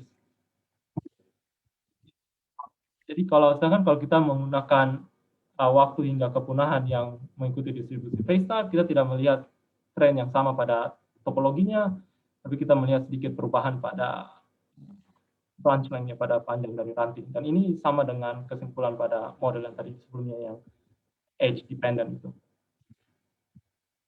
Nah, jadi yang menjadi pertanyaan berikut, tadi kita masih menggunakan, tadi kan ada dua modelnya, ada model yang menggunakan age dependent, kemudian model yang menggunakan phase type. Kira-kira bagaimana kita menentukan model yang lebih baik? Nah, makanya kita menggunakan model selection di sini dengan melihat pada data empiris. Jadi kita ada dua data empiris di sini, yaitu data empiris squamata sama angiosperm. Jadi angiosperma ini adalah kelompok pohon-pohon berbunga. Oke. Jadi ini adalah seleksi model dengan menggunakan, jadi ini waktu untuk proses spesiasinya ada menggunakan distribusi Weibull, distribusi eksponensial, distribusi phase type yang tadi saya jelaskan, sama contoh dari beberapa distribusi phase type. Ini menggunakan AIC atau Akaike Information Criterion. Jadi pada intinya model dengan nilai AIC paling kecil itu paling bagus dibandingkan. Nah, ini kita mengambil beberapa clade. Jadi ingat, clade itu adalah kelompok organisme dari pohon tersebut yang mempunyai nenek moyang yang sama. Jadi dapat dilihat bahwa model yang menggunakan phase type pada umumnya itu menghasilkan hasil fitting yang lebih baik dibandingkan distribusi lain, misalkan eksponensial dan juga Weibull. Dan hal yang sama juga untuk misalkan pohon angiosperma juga. Pohon phylogenetic angiosperma itu pohon-pohon berbunga. Nah, oke. Jadi tadi kita ngomong ilmu phylogenetik dalam hal spesies sebagainya, tapi apakah ilmu phylogenetik hanya bisa digunakan untuk studi tentang itu saja? Tidak. Jadi ini ada beberapa penelitian yang menarik yang dimana ilmu phylogenetik diterapkan. Jadi ilmu phylogenetika ini dipakai untuk mengetahui hubungan relasi antara beberapa keluarga bahasa Indo-European gitu. Jadi ternyata bisa di-apply ke ilmu linguistik juga. Oke. Dan ini juga ternyata bukan hanya pada ilmu linguistik saja, tapi bisa juga kepada cerita fiksi, folklore. Ini cerita tentang gadis bertudung merah. Jadi ini ada beberapa varian dari cerita gadis bertudung merah. Nah, ini ingin mengetahui hubungan antara varian yang ini dengan varian yang ini, seberapa dekat, dan kira-kira asal-usul dari garis bertudung merah itu dari mana. Dan bisa juga ini yang lagi tren tentang coronavirus, COVID. Jadi ini adalah pohon phylogeny untuk evolusi atau mutasi yang terjadi pada virus COVID. Jadi ini ada beberapa buku yang kalau teman-teman ingin belajar tentang ilmu phylogeny, ini biasanya menjadi patokan. Ada ini buku yang sebelah kiri ataupun dengan menggunakan buku yang sebelah kanan. Nah, jadi ini beberapa referensi. Jadi ya, sekian dan terima kasih. Saya kembalikan ke Rizwan. Ya, terima kasih banyak Kak Albert dan Kak Dian. Oke. Wow, pesertanya makin banyak juga. Terima kasih teman-teman. Sebenarnya sekedar informasi untuk Kakak Albert dan Kak Dian, kita kurang lebih peserta sekitar 450. Apa dari mereka itu kesusahan masuk ke dalam meeting kita Zoom, mungkin karena pengaruh kualitas network mereka. Oke, nanti kita akan share juga, teman-teman tidak usah khawatir.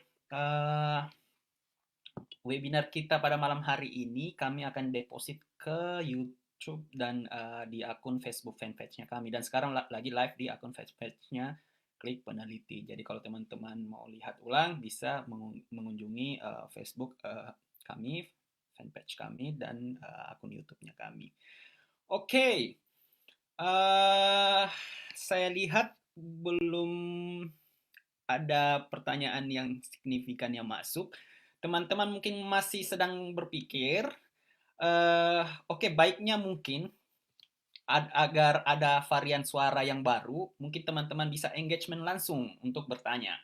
Nah, yang ingin bertanya langsung silahkan raise hand, dan sembari menunggu teman-teman bagaimana mendesain pertanyaannya yang sangat tepat untuk kedua pemateri kita, saya sedikit ada iklan tentang Klik Peneliti, mungkin ada titipan dari tim, sekedar informasi untuk Klik Penelitinya itu sendiri.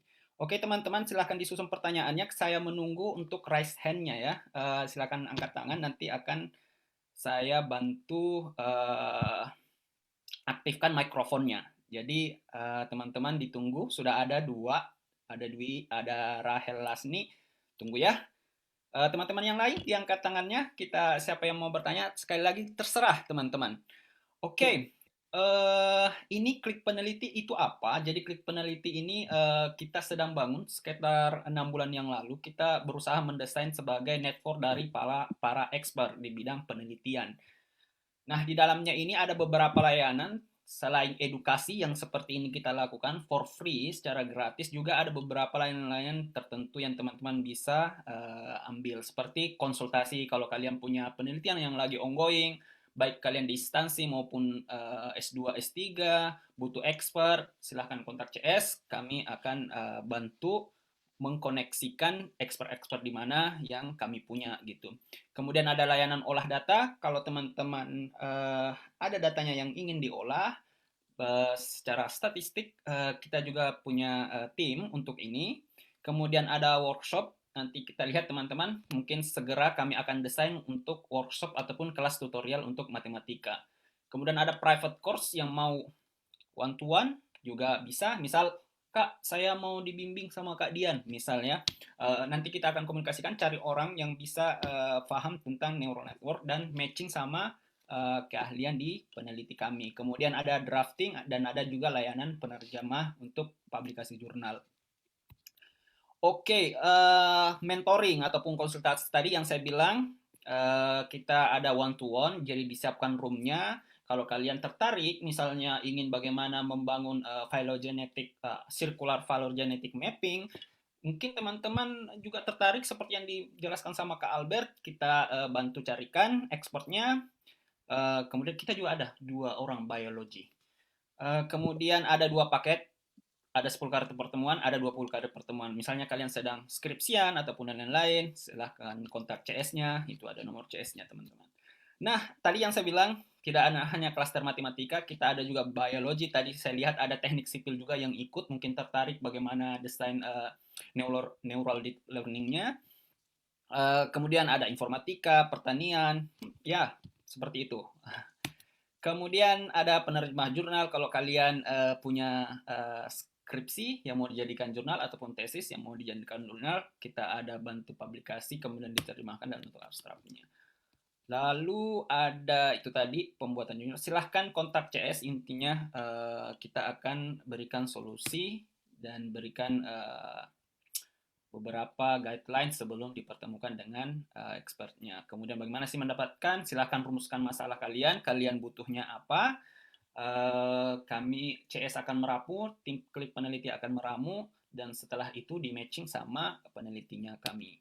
Nah, selain itu, jika kalian mau menjadi klien, saya yakin tidak sedikit yang ikut pada malam hari ini juga expert. Nah, kalau kalian ingin bergabung sebagai tim peneliti di Klik Peneliti dari berbagai bidang, silahkan kontak CS kami di nomor WhatsApp ini. Silahkan berdiskusi, kita akan siapkan platformnya secepat mungkin. Kemudian terakhir juga ada titipan informasi, Klik Peneliti minggu depan ada mengadakan bagaimana pelatihan pembuatan jurnal terindeks Scopus dan Sintaks kayaknya kalau tidak salah, itu di hari Sabtu ataupun Minggu. Teman-teman bisa lihat di akun Instagram Klik Peneliti itu sendiri. Oke, saya rasa itu saja iklannya teman-teman. Sudah berapa tadi? Oke, kok hilang lagi angkat tangannya? Ada Rahel. Rahel, halo Rahel. Ada Eva, saya unmute dulu. Eva. Tadi Eva ya. dan angkat tangan.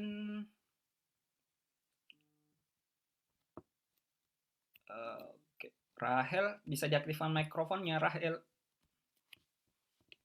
Halo. Ya, Ada halo. Ya, silakan, ada pertanyaan untuk siapa? Iya. Izin. Ya, ini untuk saya mau bertanya seputar deep itu sama yang network. Itu kan itu gambarnya yang layer input itu kan sama. Tapi kenapa yang hidden layer itu yang deep network itu lebih banyak gitu ya ke biaya kerugiannya? Maksud dari gambar deep network itu apa? Kemudian saya mau tanya, di matematika ini saya jarang ya. Ini apa untuk jurusan arsitektur aja? Kalau untuk teknik itu belajar apa sih? Lalu untuk mempelajari lebih simpel itu seperti apa? Terima kasih. Ya, sebenarnya Kak Rahel kami agak susah mengerti karena suaranya putus-putus. Bisa dibantu diketikkan lagi pertanyaannya Kak Rahel di kolom, saya coba bantu bacakan ya. Oke, ada ini lagi, ada Kak Muhammad Brata. Coba Kak Muhammad Brata bisa aktifkan mikrofonnya, Kak. Halo Kak Brata. Halo. Oke. Ya, halo. Ya, silahkan Kak. Iya, saya ingin bertanya kepada Kak Dian. Bisa dijelaskan sedikit Kak untuk definisi dari backpropagation deep neural network dan normalized mean square error, dan aplikasinya seperti apa? Ya, terima kasih. Ya, makasih banyak Kak Muhammad Brata. Kak Dian. Halo Kak Dian. Iya, Kak Restuan. Ya, silahkan Kak. Oke.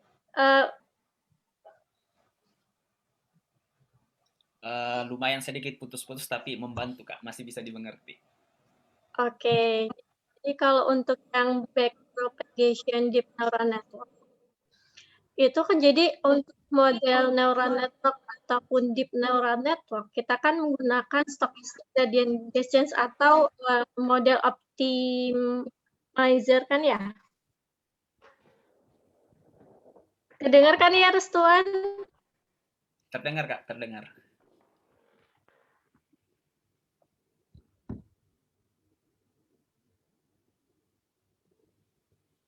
Nah, sekarang putus Kak.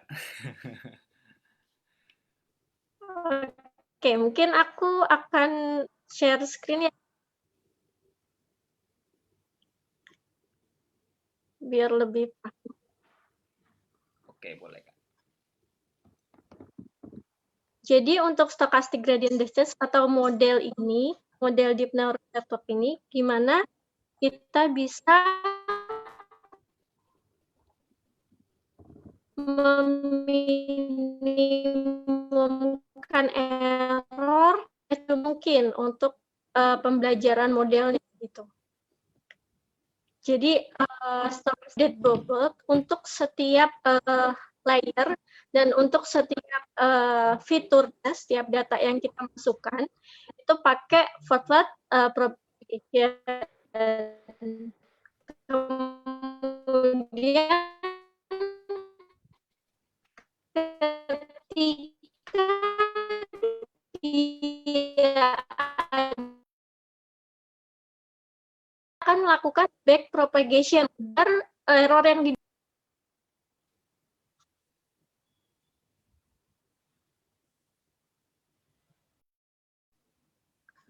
Ya suaranya Kak. terdekat ya. Suaranya memang terputus-putus, Kak. Agak-agak kesusahan kami menangkapnya. Saya sendiri sih. Mas, tadi siapa yang bertanya ya? Tadi ini Kak, Muhammad Brata. Bisa dijelaskan Oke. kembali tentang back propagation deep neural network-nya. Atau sebagai alternatif mungkin, aduh agak susah juga ya Kak kalau diketik panjang juga penjelasannya. Iya, sebenarnya secara matematis Oke. itu bisa dihitung. Mungkin nanti saya akan kirimkan cara menghitungnya ya. Untuk setiap fiturnya gimana? Boleh Kak, boleh.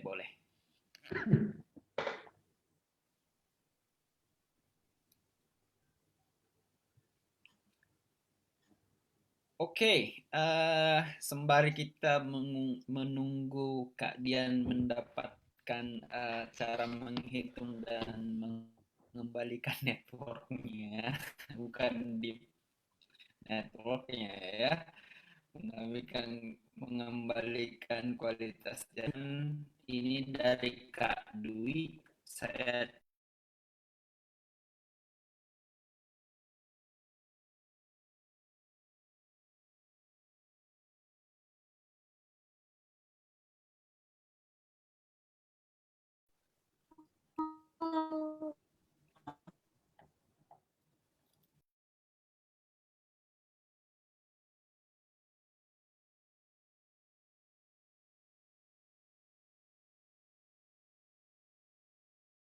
Kak Dwi, halo Kak Dwi.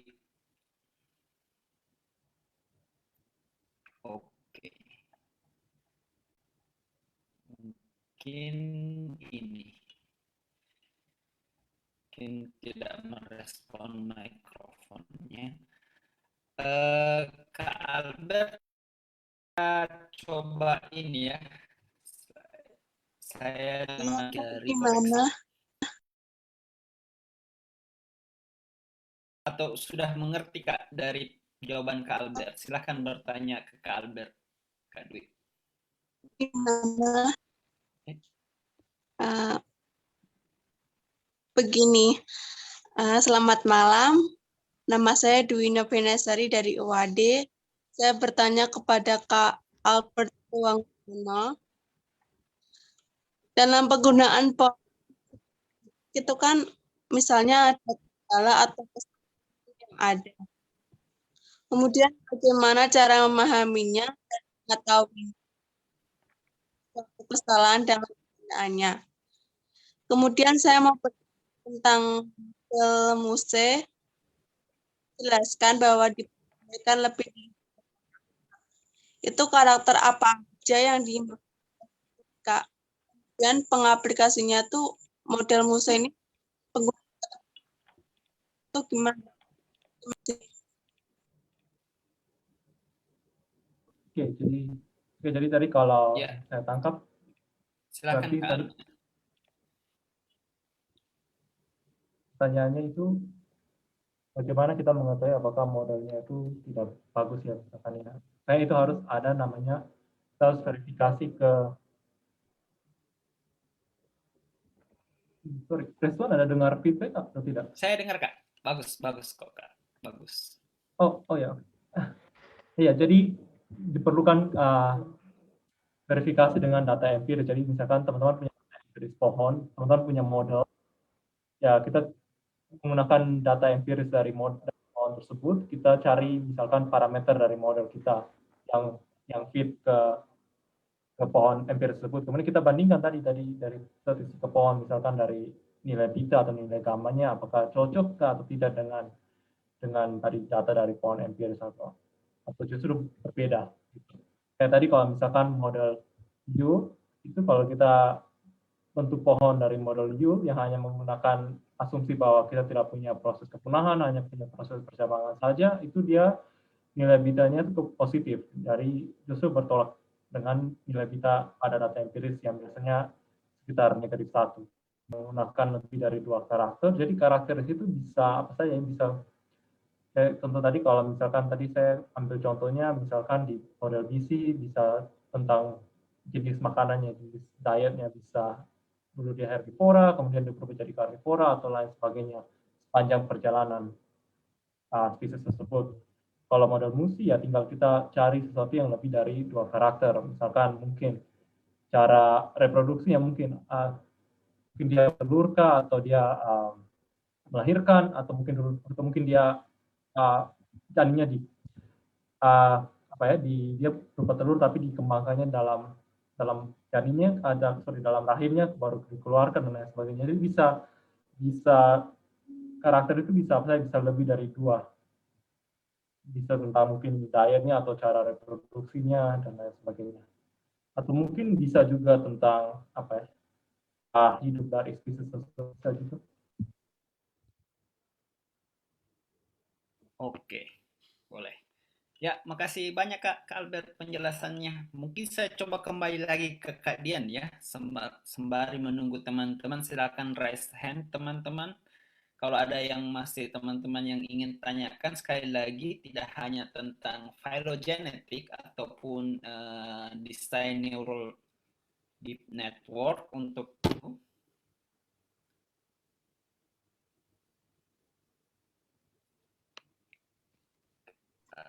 Iya, halo Restuan. Udah jelas belum sarannya? Ya. Coba Kak. Nah, sudah. Mantap Kak, ya bisa. Silahkan. Ya, aku share screen ya. Jadi mungkin kalau perhitungan kan saya pakai program, tapi ini ada perhitungan secara matematisnya.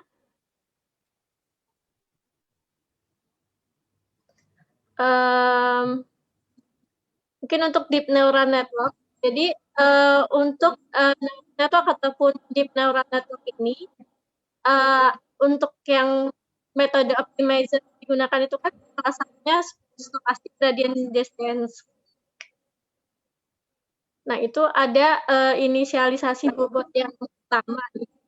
Ini saya jelaskan terkait bagaimana perhitungannya.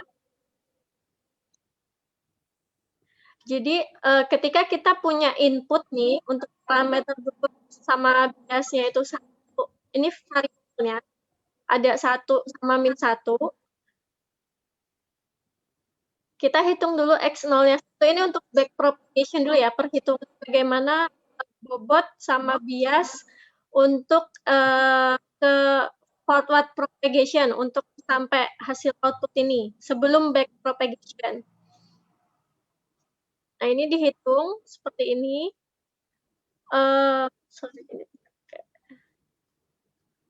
Kemudian ada parameter bobot sama parameter bias, kemudian targetnya ini adalah 1. Untuk menghitungnya seperti ini. Jadi dimasukkan X1 sama X0-nya dari parameter bobot yang udah kita dapatkan di perhitungannya. Terus nanti dapat si nilai AJ-nya ini.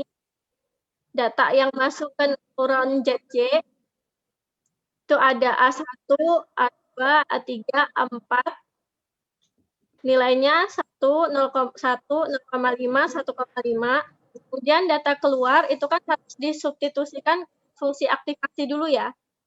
Di mana untuk fungsi aktivasinya ini misalkan pakai ReLU, di mana maksimum dari 0 sama 1, yang ini dari A1 ini adalah 1. Kemudian untuk Z yang kedua maksimum dari 0, 1, kemudian Z3-nya 0,5, Z4-nya 1,5. Keluarlah neuron dari ZG ini. Kemudian masuk ke neuron ke hidden layer yang kedua. Dimasukkan lagi ke fungsi yang ini. Nanti didapat nilai baru lagi 1, 2, 3. Terus nanti masuk ke neuron yang kita dapatlah si C1 ini 1, kemudian data keluar dari neuron Y ini yang keluar, kan kita perlu substitusi ke fungsi aktivasi linear, sehingga dapat Y1-nya ini adalah si 1. Gitu. Ini untuk proses forward-nya. Nah, ini kan targetnya juga tadi 1, jadi back propagation untuk update parameter bobot sama biasnya ini nggak perlu dilakuin gitu. Tapi case-nya kalau misalkan dia dilakukan propagation. Nah, itu biasanya nggak sama antara hasil output sama targetnya. Misalkan dari perhitungan forward tadi, kita dapat nilainya 0,58. Sedangkan targetnya itu 0,5. Ada error kan di sini, 0,082. Nah, ini kita perlu update lagi nih bobotnya pakai back propagation. Jadi dihitung mundur gitu. Tapi pakai fungsi yang berbeda. Ini yang ada learning rate, ada turunan dari JJ-nya seperti itu. Sampai nanti didapat errornya ini atau selisih antara sama hasil prediksi dari model itu sekecil mungkin.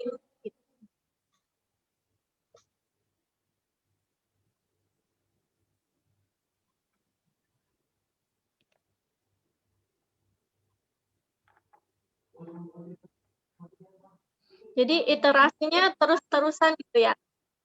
Pokoknya sampai dapat error yang sekecil mungkin gitu. Jadi modelnya bisa bagus atau akurat.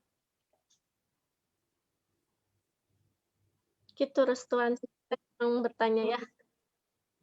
Apakah sudah jelas?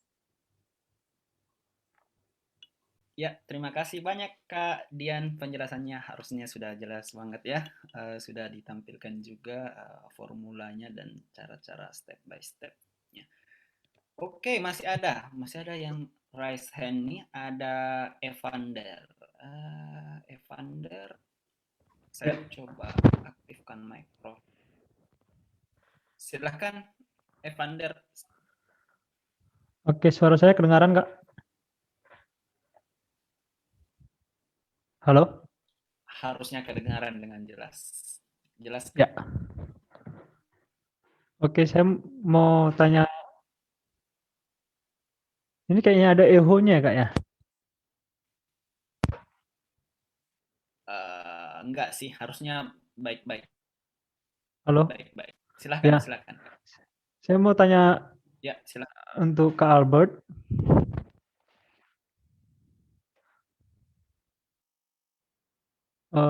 Di sini kan Kak, saya dari jurusan pendidikan matematika, cuman akhir-akhir ini saya lagi belajar itu tentang bioinformatics itu. Di bioinformatics kan ada nih untuk belajar tentang paleogenetik gitu dan analisis barisan. Tadi di penelitian saya gunakan satu metode yang baru di dalam analisis barisan. Tadi Kakak ada jelaskan beberapa hal seperti maksimum parsimoni, kemudian ada UPGMA atau network joining dan sebagainya begitu. Itu untuk membangun suatu pohon paleogenetik gitu. Nah, terus saya sih Kak ada di penelitian itu adalah analisis barisannya dia beda, terus saya menggunakan matriks jarak, kemudian membangun suatu pohon paleogenetik gitu. Cuman saya ada kendala gitu ketika membangun suatu paleogenetik pakai hierarchical clustering atau dendrogram, nanti dia agak bentuknya untuk mencari nenek moyang. Nah, cuman saya kesulitan Kak itu karena datanya cukup banyak, itu saya kesulitan gambarnya itu terlalu rapat begitu, terlalu rapat. Kira-kira bagaimana sih Kak untuk tahu analisis ini jauh lebih baik begitu?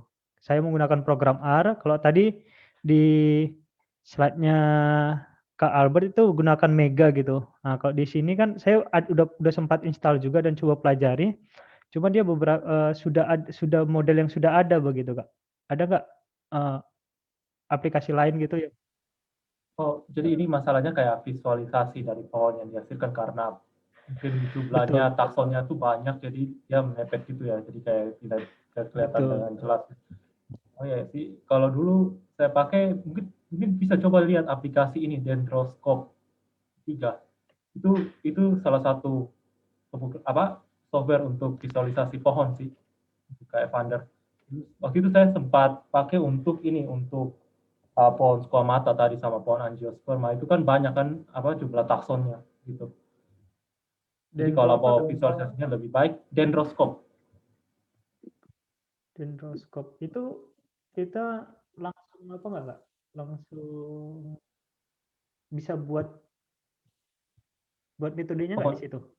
Atau input matriks jarak? Kalau itu sih kayaknya dia kalau kayak Evander punya ini nih, punya pohon yang sudah dipakai format Newick. Format Newick-nya itu dipakai jadi input untuk program ini menghasilkan pohon phylogeneticnya. Selama ada itu tadi format Newick-nya itu bisa.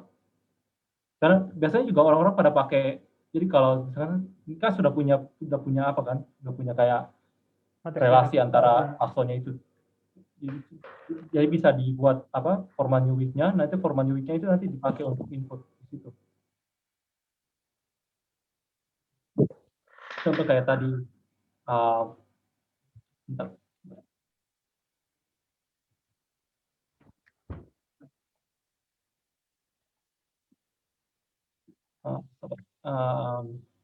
Tadi di slide 11 Kak ada.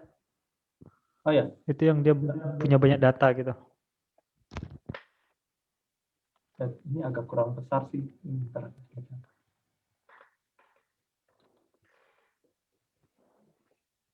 Tapi pada intinya ya, jadi kalau ke Evander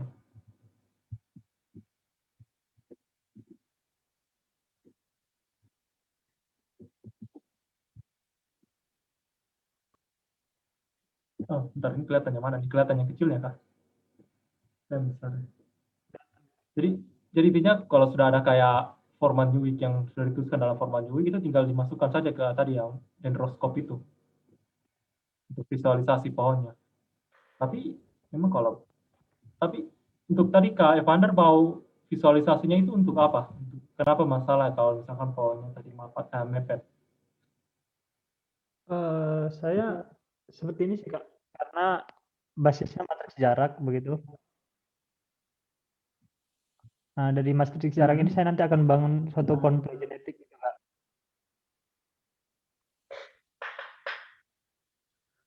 Ya. Tapi masalahnya kayak di dalam membangun karena buat program sendiri begitu.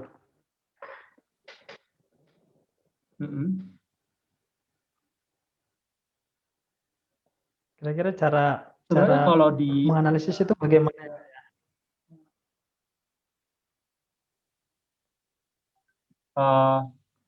Kalau misalkan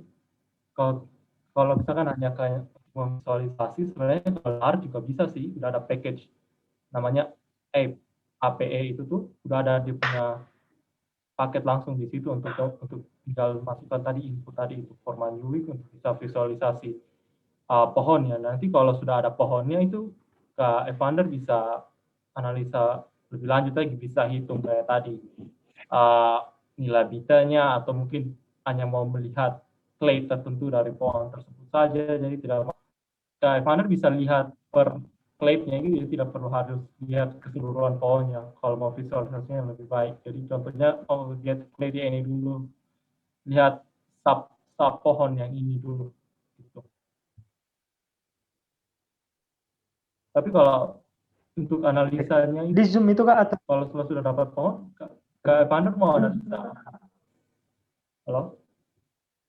Contoh kayak di gambar sirkular skomata ini kan ada banyak itu Kak. Nah itu kan nggak kelihatan waktu visualisasi. Gimana kita cara melihat dendrogram itu yang di dalam sub yang lebih kecil gitu Kak? Makanya itu tadi lebih baik ini dipertimbangkan untuk lihat masing-masing clade-nya. Jadi jangan lihat keseluruhan pohonnya, dipisah untuk jadi ada sub pohonnya gitu. Okay. Jadi supaya untuk visualisasinya lebih baik untuk bisa melihatnya. Nah untuk itu harus ada format Newick-nya ini, karena kebanyakan program untuk visualisasi itu mereka inputnya tuh pakai format Newick, baik itu di R maupun tadi yang di dendroscope. Gitu sih. Kayak standarnya harus pakai format ini. Ya, standar.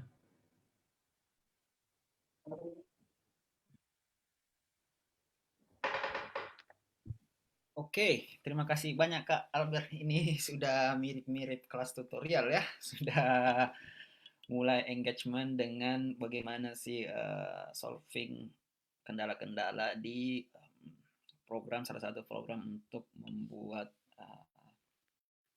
circular phylogenetic tree-nya. Oke, teman-teman yang lain mungkin masih ada, silahkan diangkat tangannya, raise hand dari Zoom, atau masih malu-malu ya? 300 peserta yang bertanya cuma 3, terlalu kecil rate-nya mungkin. Ayo, saya mau bertanya tapi saya farmasi teman-teman. agak jauh gitu. Oke, teman-teman, halo, mungkin masih ada yang ingin ditanyakan, silahkan raise hand atau di kolom chat, nanti saya bantu aktifkan mikrofonnya. Oke, sembari menunggu teman-teman, mungkin saya bisa mewakili isi hati dari teman-teman ini. Mungkin tidak sedikit, ini agak keluar dari topik kita. Mungkin teman-teman bisa ambil ancang-ancang atau kuda-kuda. Bagaimana sih Kak Albert sama Kak Dian ini bisa sekolahnya itu di-funding gitu dari ada bidik misi, dari LPDP maupun dari riset kampus ataupun beasiswanya dari kampus begitu. Apa sih tipsnya mereka gitu? Kan matematika kita agak sulit membangun profil mungkin dari sisi saya. Mungkin gimana sih cara membangun profilnya agar kita itu menjual begitu untuk funding ini, misalnya LPDP yang beasiswa sejuta umat yang ada di Indonesia sekarang, ataupun beasiswa yang dari luar misalnya, ataupun ada pengalaman yang lain. Saya mungkin ke Kak Dian, bagaimana sih Kak Dian membangun profil? Mungkinkah haruskah kita ikut conference, haruskah ada paper kita? Bagaimana sih kita membangun profil yang bagus yang menjual sehingga kita bisa di-funding Kak sama LPDP ataupun bidik misi? Ini pertanyaan untuk Kak Albert dan Kak Dian mungkin ya, kita cerita-cerita hangat. Kak Dian, halo Kak, bisa sedikit cerita Kak? Kak Dian? Halo Restuan.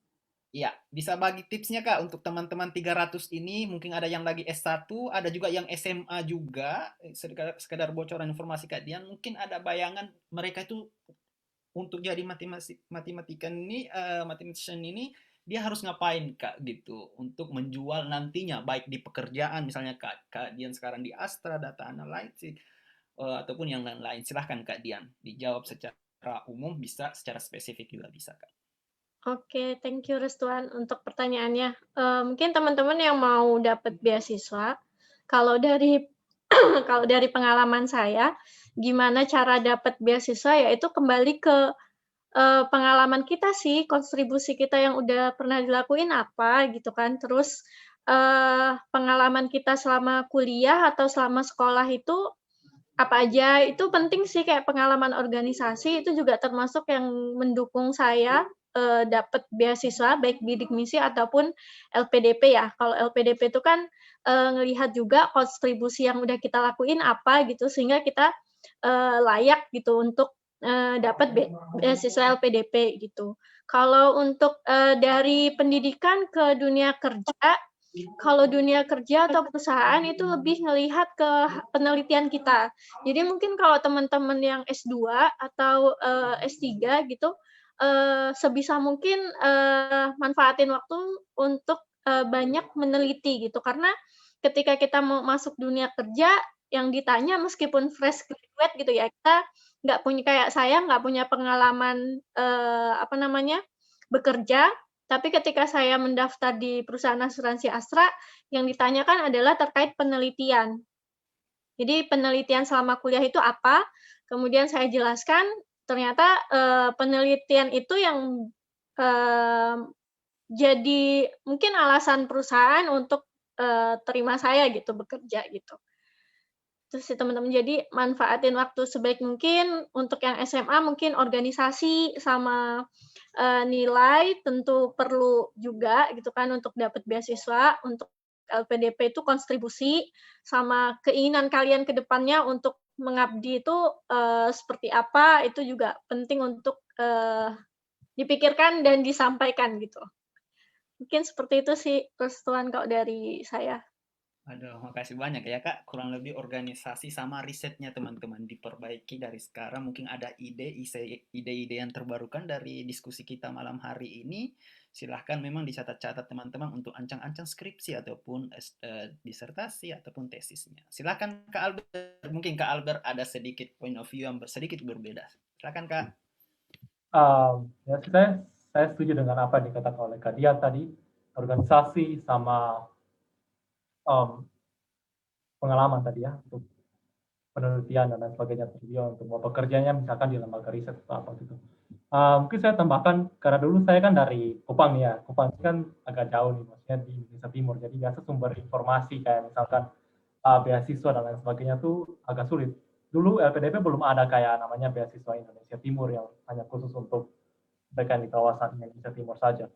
Jadi menurut saya untuk teman-teman yang masih S1 atau misalkan sudah mau lulus SMA dan berencana ingin mendapatkan beasiswa, tadi seperti kata kalian, usahakan untuk membangun koneksi, perluas untuk koneksi teman-teman. Nah, koneksi ini tidak perlu hanya dalam lingkup misalkan bidang studinya teman-teman, atau teman-teman belajar matematika, jadi hanya membangun koneksi dengan sesama orang matematika saja. Tidak, jangan begitu, tapi harus usahakan bisa lebih jauh lagi, jangan hanya dengan misalkan bidang studi matematika saja, tapi mungkin bisa ini misalkan di kuliah ya, ada bentuk organisasi, ikut organisasi di mana di dalamnya ada misalkan mahasiswa dari bidang studi yang lain, bidang keilmuan yang lain, dan bagaimana. Dan ketika teman-teman ikut organisasi, jangan dipikirkan banyaknya organisasi yang teman-teman ikut, tapi lebih kepada keterlibatan teman-teman dalam organisasi itu. Kenapa itu penting? Karena kalau teman-teman ikut banyak organisasi tapi hanya sekedar ikut saja, nanti kalau misalkan teman-teman ikut beasiswa yang kayak LPDP yang bercerita tentang kontribusinya teman-teman dan lain sebagainya, itu teman-teman sih tidak punya cerita. Nah, teman-teman hanya sekedar ikut organisasi tanpa ada kontribusi dan lain sebagainya. Kalau misalkan hanya mengikuti satu organisasi misalkan, tapi teman-teman sangat terlibat dalam situ, pada saat menulis esai misalkan di LPDP, bisa bercerita dong, ini ada dulu masalahnya gini, keterlibatan teman-teman seperti apa, cara menyelesaikannya itu kayak gimana dan lain sebagainya.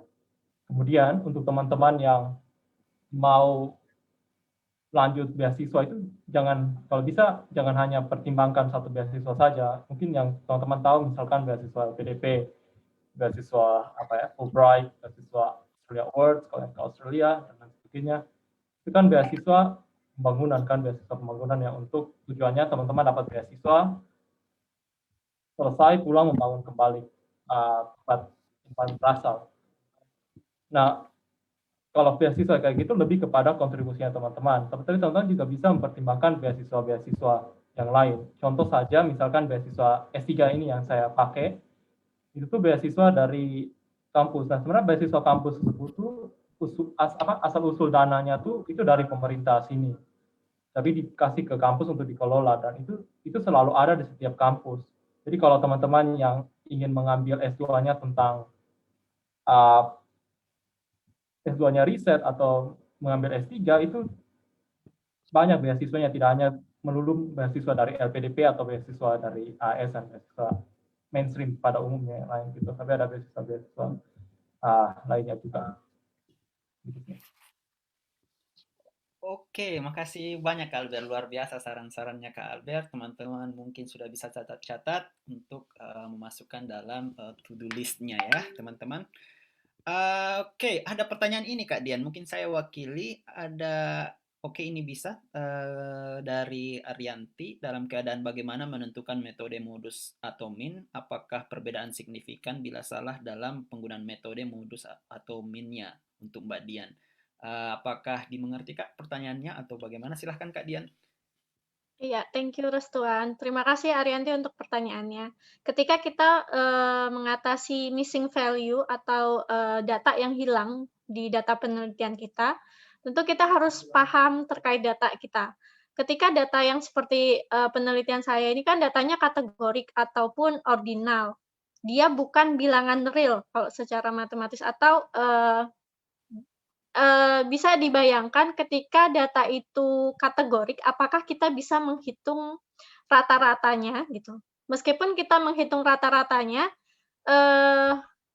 itu kan perlu kita ubah dulu kategoriknya jadi numerik gitu.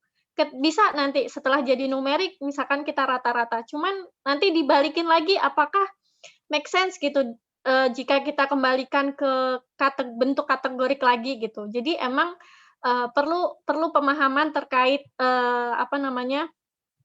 data yang kita akan olah gitu. Jadi kalau misalkan datanya kategorik ya akan yang bagus itu menggunakan modus gitu. Karena kalau menggunakan median takut nanti kan akan ada salah gitu ya. Dan berdampaknya ke apa? Biasanya kalau ini datanya kategorik atau dia bukan bilangan real atau bukan numerik, ketika diprogram pun itu akan ada error gitu. Jadi emang nggak bisa gitu, nggak mau gitu kan. Itu sih. Jadi emang akan beda signifikan ketika kita salah memilih metode atau model untuk mengatasi data yang missing atau data yang hilang gitu. Itu sih, terus Tuan. Oke, sama terakhir ini Kak, sebelum kita tutup Kak, dari Muhammad Brata ada referensi tadi Kak Albert menyarankan beberapa referensi buku. Mungkin ada referensi Kak tentang deep learning karena topik tersebut beliau tidak dapat di jurusan beliau sekarang ini. Mungkin ada kalau untuk buku-buku untuk deep learning, saya rekomendasi bukunya Goodfellow. Nanti saya di kolom chat ya. Oke, bentar saya ini. Daftar pustakanya, Goodfellow itu cukup bagus. Benar. Oke, teman-teman, sebelum kita terakhir ditutup, kita dari Klik Peneliti juga memberikan sedikit ada ini nih door prize untuk 3 pemenang. Jadi teman-teman bisa lihat, silahkan berikan komentar ataupun saran di postingan itu. Tapi pastinya untuk hanya peserta yang mengikuti webinar pada malam hari ini. Dan mungkin pada siang hari mungkin teman-teman yang sedang berada di luar negeri.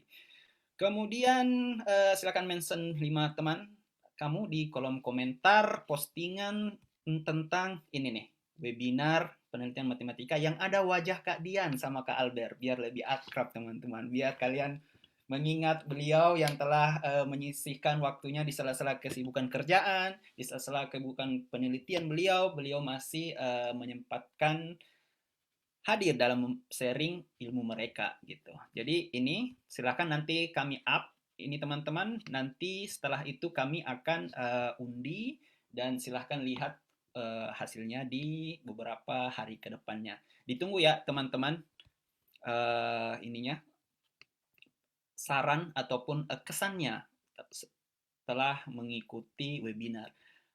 Kritik juga boleh, tidak melulu saran. Bahwa Anda memberikan suggestion yang bagus juga tidak menentukan bahwa Anda pemenangnya.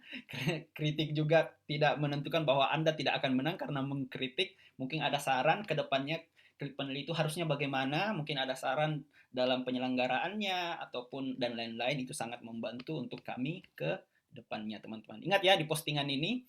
Nah, tadi saya bilang bahwa ada penulisan jurnal juga, teman-teman bisa lihat di sini bahwa tips trik menembus jurnal nasional ataupun internasional berreputasi dari Kak Fawas dan Kak Israfil. Oke, dan tadi saya dengar ada dari arsitek juga, kita ada kelas tutorial tentang bagaimana visualisasi hasil rendering kalian setelah desain dari arsitektur menggunakan software Atlantis, teman-teman. Silahkan ditunggu berikutnya untuk kelas-kelasnya, silahkan di-follow, kita akan update webinar ataupun materi-materi yang lainnya. Oke, mungkin kita bisa foto bersama ya sebagai referensi kami gitu, dan kenang-kenangan bahwa kita malam ini malam Senin telah melaksanakan webinar matematika. Mungkin teman-teman bisa bantu saya mengaktifkan semua webcamnya dan senyumannya yang manis, teman-teman. Oke, ya kami tunggu diaktifkan. Kita mau foto bersama sama Kak Albert, sama Kak Dian. Kapan lagi bisa foto bersama? Saya juga mau foto bersama sama Kak Albert nih, panutan. Sama Kak Dian. Oke teman-teman, silahkan diaktifkan. Saya masih menunggu.